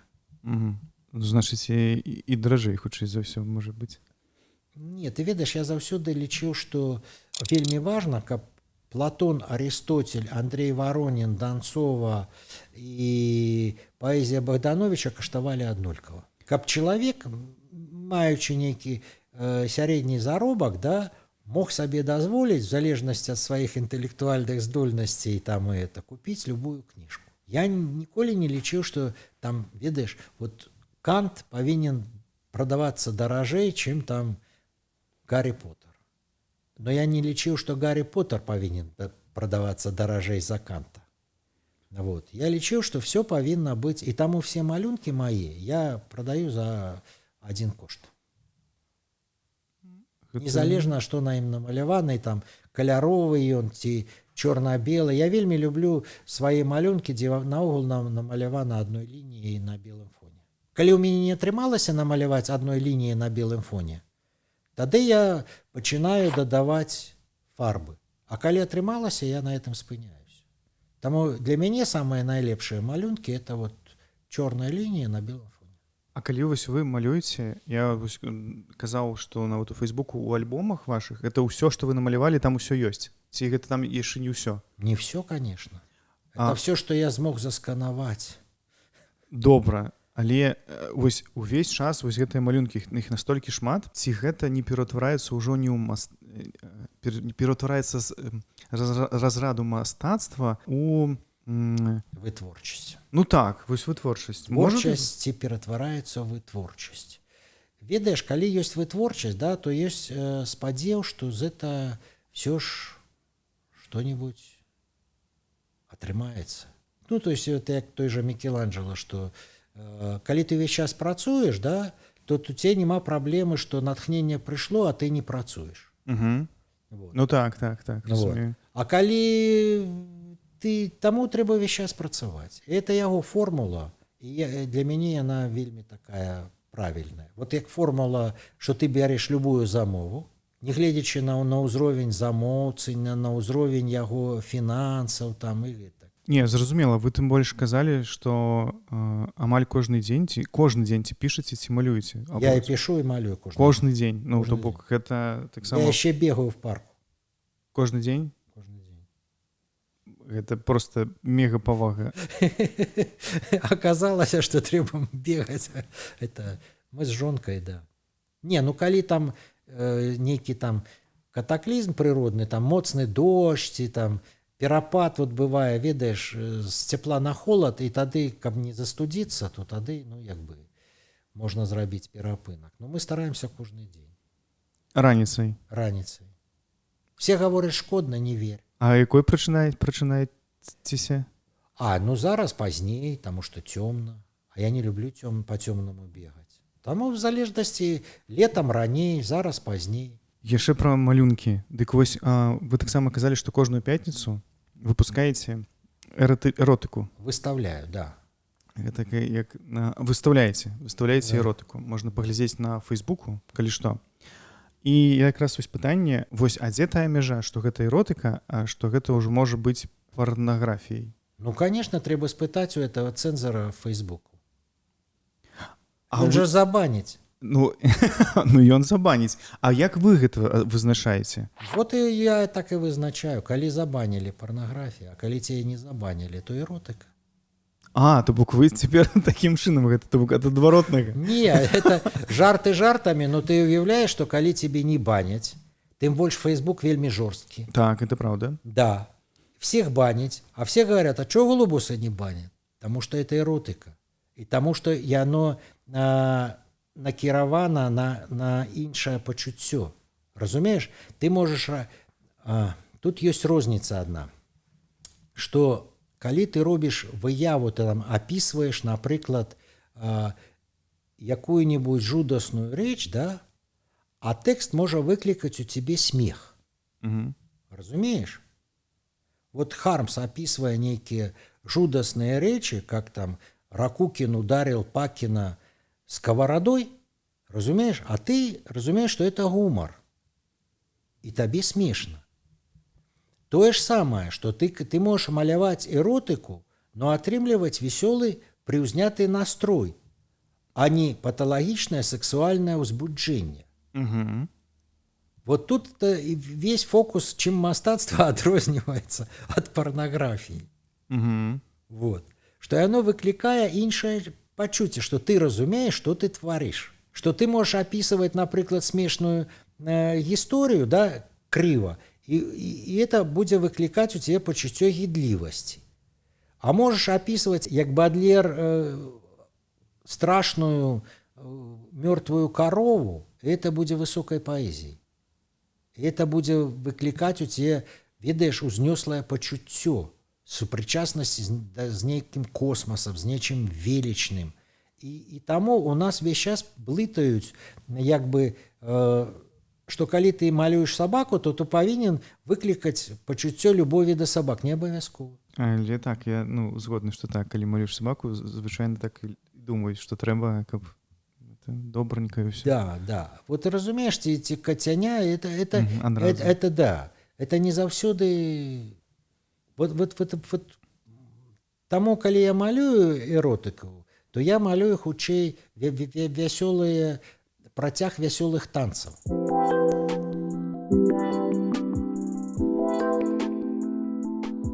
Про Facebook зразумела, але вы рабілі яшчэ выставу 18+, якая доўжылася адзін дзень на ваша 60-годдзе, наколькі разумею. На такіх выставах ёсць нейкі цэнзар, які таксама мог нешта забаніць і сказаць, што не, выстава не можа быць наогул такой. Наогул, вашы малюнкі вось эратычныя, бывало такое, што не дазвалялі дзе-небудзь выставаць? Конечно, в Вільні. Ксензы прыйшлі. І ўсё? І атрымліваецца, закрылі ці попросілі зняць вашу... Попросілі вялікую частку зняць. Нішто сабе? А яны мэтанакіравана прыйшлі, ведаючы, што будзе... Ну да, была такая, притым маленечкая, в польскай галерэі маленечкая выстава. Прыйшлі ксензы, сказалі, ой, не, што вы, Ты больш ведаеш, што всім здаецца, што там, значит, все лягчэй, чым тут. Не. Паўсюль аднолькава, разумееш? І паўсюль мастак сутыкаецца, притым мастак сапраўдны мастак і пісьменнік сапраўдны пісьменнік, які ўвесь час набліжаецца да мяжы магчымага. Вот калі ты набліжаешся да мяжы, а потым вот і большасць гэты крок, вот як вы ведаеш, не могуць спыніцца на 100 грамах. Так. Ён перабольшавае і ідзе в разну до конца. До конца, да. А тут важна спыніцца, важна вот ведаць, дзе вот яшчэ крок і все будзе. Тым больш ведаеш, эротыка, я все жыццё ей займаўся, мне это вельмі падабалась тэма. Но я і сямейнымі каштоўнасцямі займаўся. І напісаў роман «Дом», «Семья», і Савецкая Беларусь яго надрукавала. І, напэўна, это адзіны роман, які быў друкаваны в Савецкай Беларусі. Так, і гэтай кніжкі таксама даступных можна спампаваць і пачытаць, так, і нават паслухаць. Да, і самае асноўнае, што ведаеш, это заўсёды правяраецца. Ну ладно, это все, а ты про маму хорошо можаш? Так вот я магу. Про тату, про маму. Тым больш у мастакоў заўсёды это распаўсюджана, што ты малюеш партрет бацькі, там партрет маці, партреты дзяцей. Вот. У мастакоў так, а в літаратуры какая-то мать заўсёды нейкая абстрактная. А калі ты пішаш уласна партрет гіперреалістычны сваёй маці, ці там складана, конечно, напісаць партрет жонкі. Таму што, яна ж можа не пагадзіцца з такім партретам. Так. Гэта спрошчана дзяўчыны, калі просяць паздымаць, і потым кажуць, што не, гэта мне не падабаецца. Хаця чалавеку, мне падаецца, напрыклад, што гэта вельмі прыгожа. Гэта вельмі спрошчана, просто што можна сутыкнуцца і лбом да непаразумення. Ну да, і ты ведаеш, ладно, дзяўчыны там паздымаў, это ж не той чалавек, з якім ты пражыў 40 гадоў, збіраешся яшчэ пражыць. Ці з чалавекам, якім ты бегаеш штораніцы в парку. А калі ты напішаш партрет каханкі, то табе, конечно, прыляціць. Пра гэта не было ў пытаннях, але вы двойчы узгадалі у проста размове, і цяпер таксама сказалі, што вы займаліся кніжкамі, займаліся мастацтвам, займаліся музыкай і здымалі кіно. Вось некалькі слоў пра кіно. Што вы за кіно здымалі? Распавядзіце трошкі. Кіно я там сцэнарыі пісаў. Ведаеш, калі вот адкрылася это так званая свабода слова, взгляд, у нас крок на тэлебачанні, здавалася, што вельмі хацелася, што прыйсці на тэлебачанне што-небудзь такое вот важное зрабіць. А што можна важное зрабіць на тэлебачанні? Кіно зняць. Вот. И молодые режиссеры, молодые редакторы. И мы экранизовали Камю «Падение». Вот. На нашем телебаченні. Притым там костюмы засталіся хорошие. Был такой фильм «Вся королевская рать» с Казаковым. Там, не глядел? Я не глядзеў, але бачу афішы. Ну, в Да, сэнсе, што я... да, это шиковный фильм, варто поглядеть. Вот. Экранизация Роберта Пена Уоррена. Американский роман. Жена в головной роли. Ну, коротей, Гудкович режиссер. Костюмы хорошие. Коротей, мы нарядились и экранизовали Камю.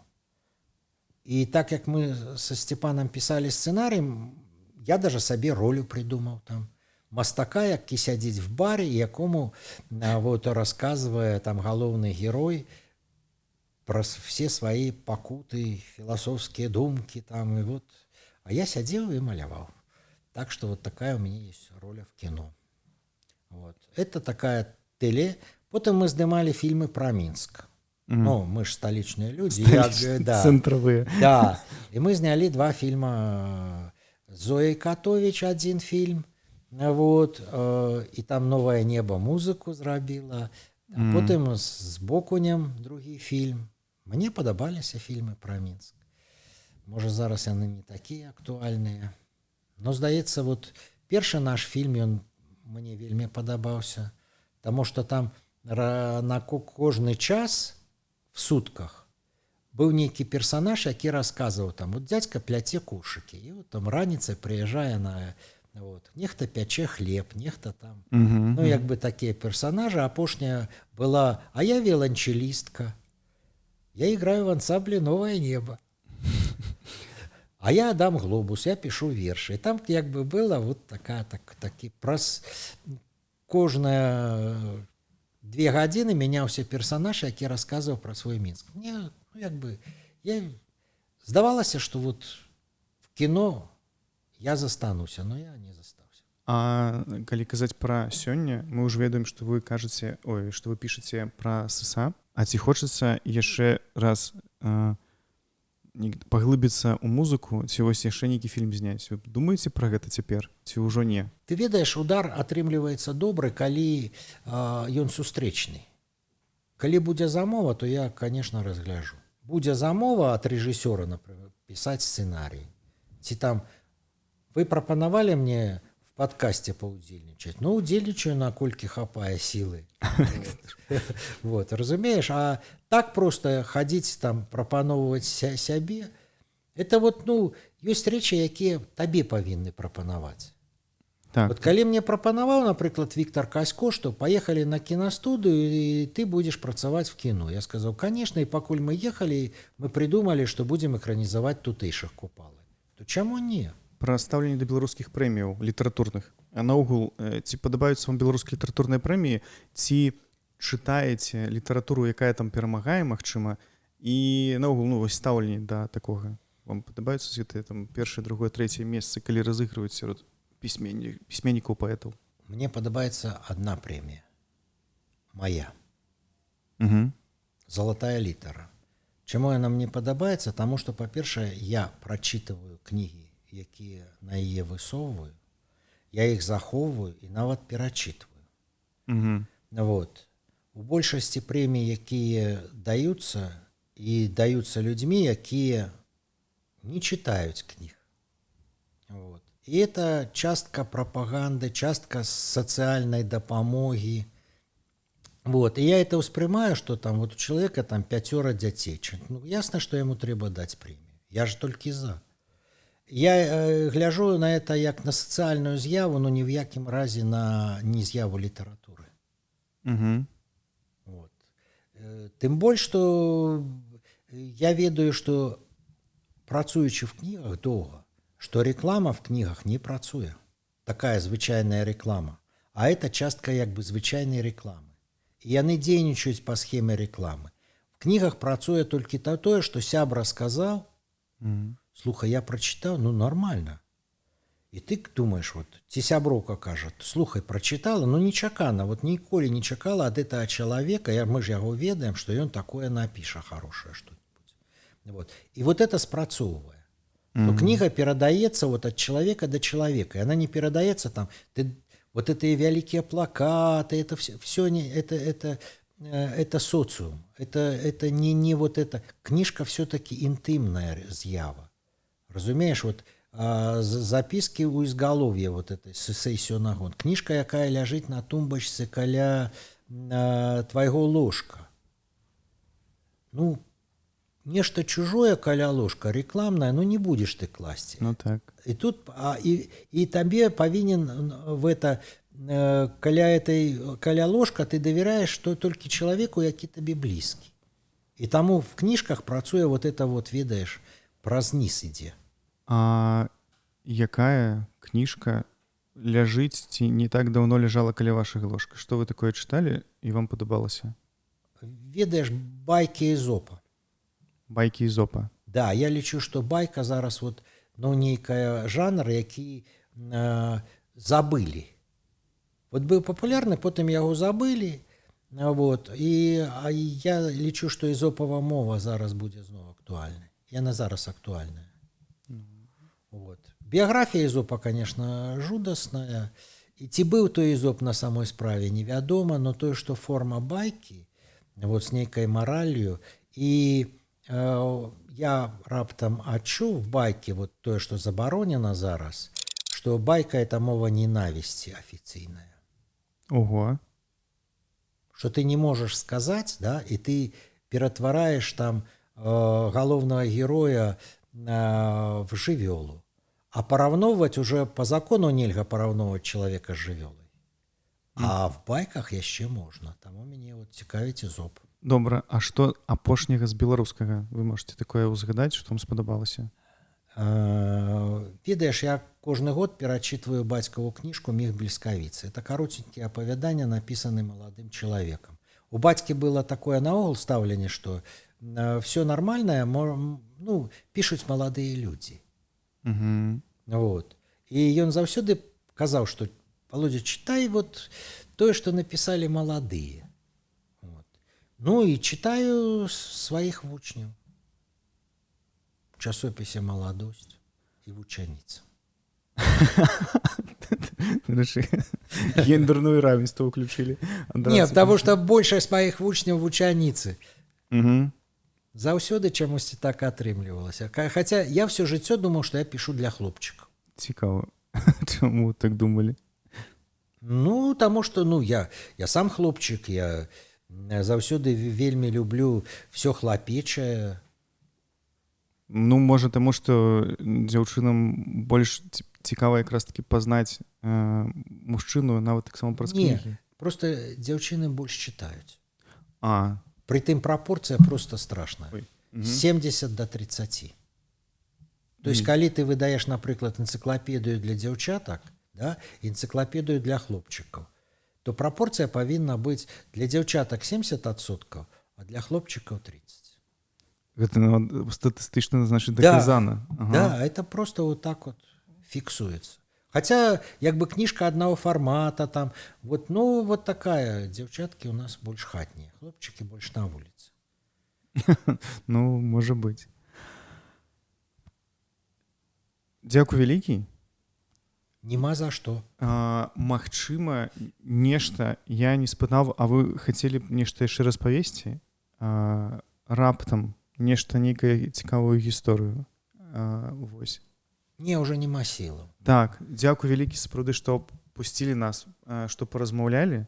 Было вельмі цікава. Насамрэч, ну, гэта такі для мяне складаны трошкі вось момант, тому што я не вашага там узросту. Я не так паглыблены ў сталічнасць і вось гэтыя ўсе прозвішчы вядомых мінскіх і сталічных папулярных у свае часы людзей. Вось. І для мяне, ну, я пазнаю іх па меры таго, як там ўсё гэта чытаю. Там вось мастакі, якія вы узгадвалі, некаторых я ведаю, ну, то бок я радуюся, калі я вось ведаю гэта, то бок я, як это называется, выбудоўваю таксама сталічнасць, што гэта важна. Таму я вось гэта ўсё пазнаю і дзякую, што таксама пра гэта ўсё параспавядалі. І вельмі цікавая асоба Адама Глобуса і ваша таксама як Уладзіміра Адамчыка. І вось Вы що хацеў сказаць? Дзякуй вам, што запрасілі, прыйшлі, столькі апаратуры прынеслі. А вы дзякую, што абглядзелі, і дзякуй, што данаціце на новыя выпускі, і спадзяюся, іх будзе яшчэ больш. Всё, усім дзякуй. Пакуль.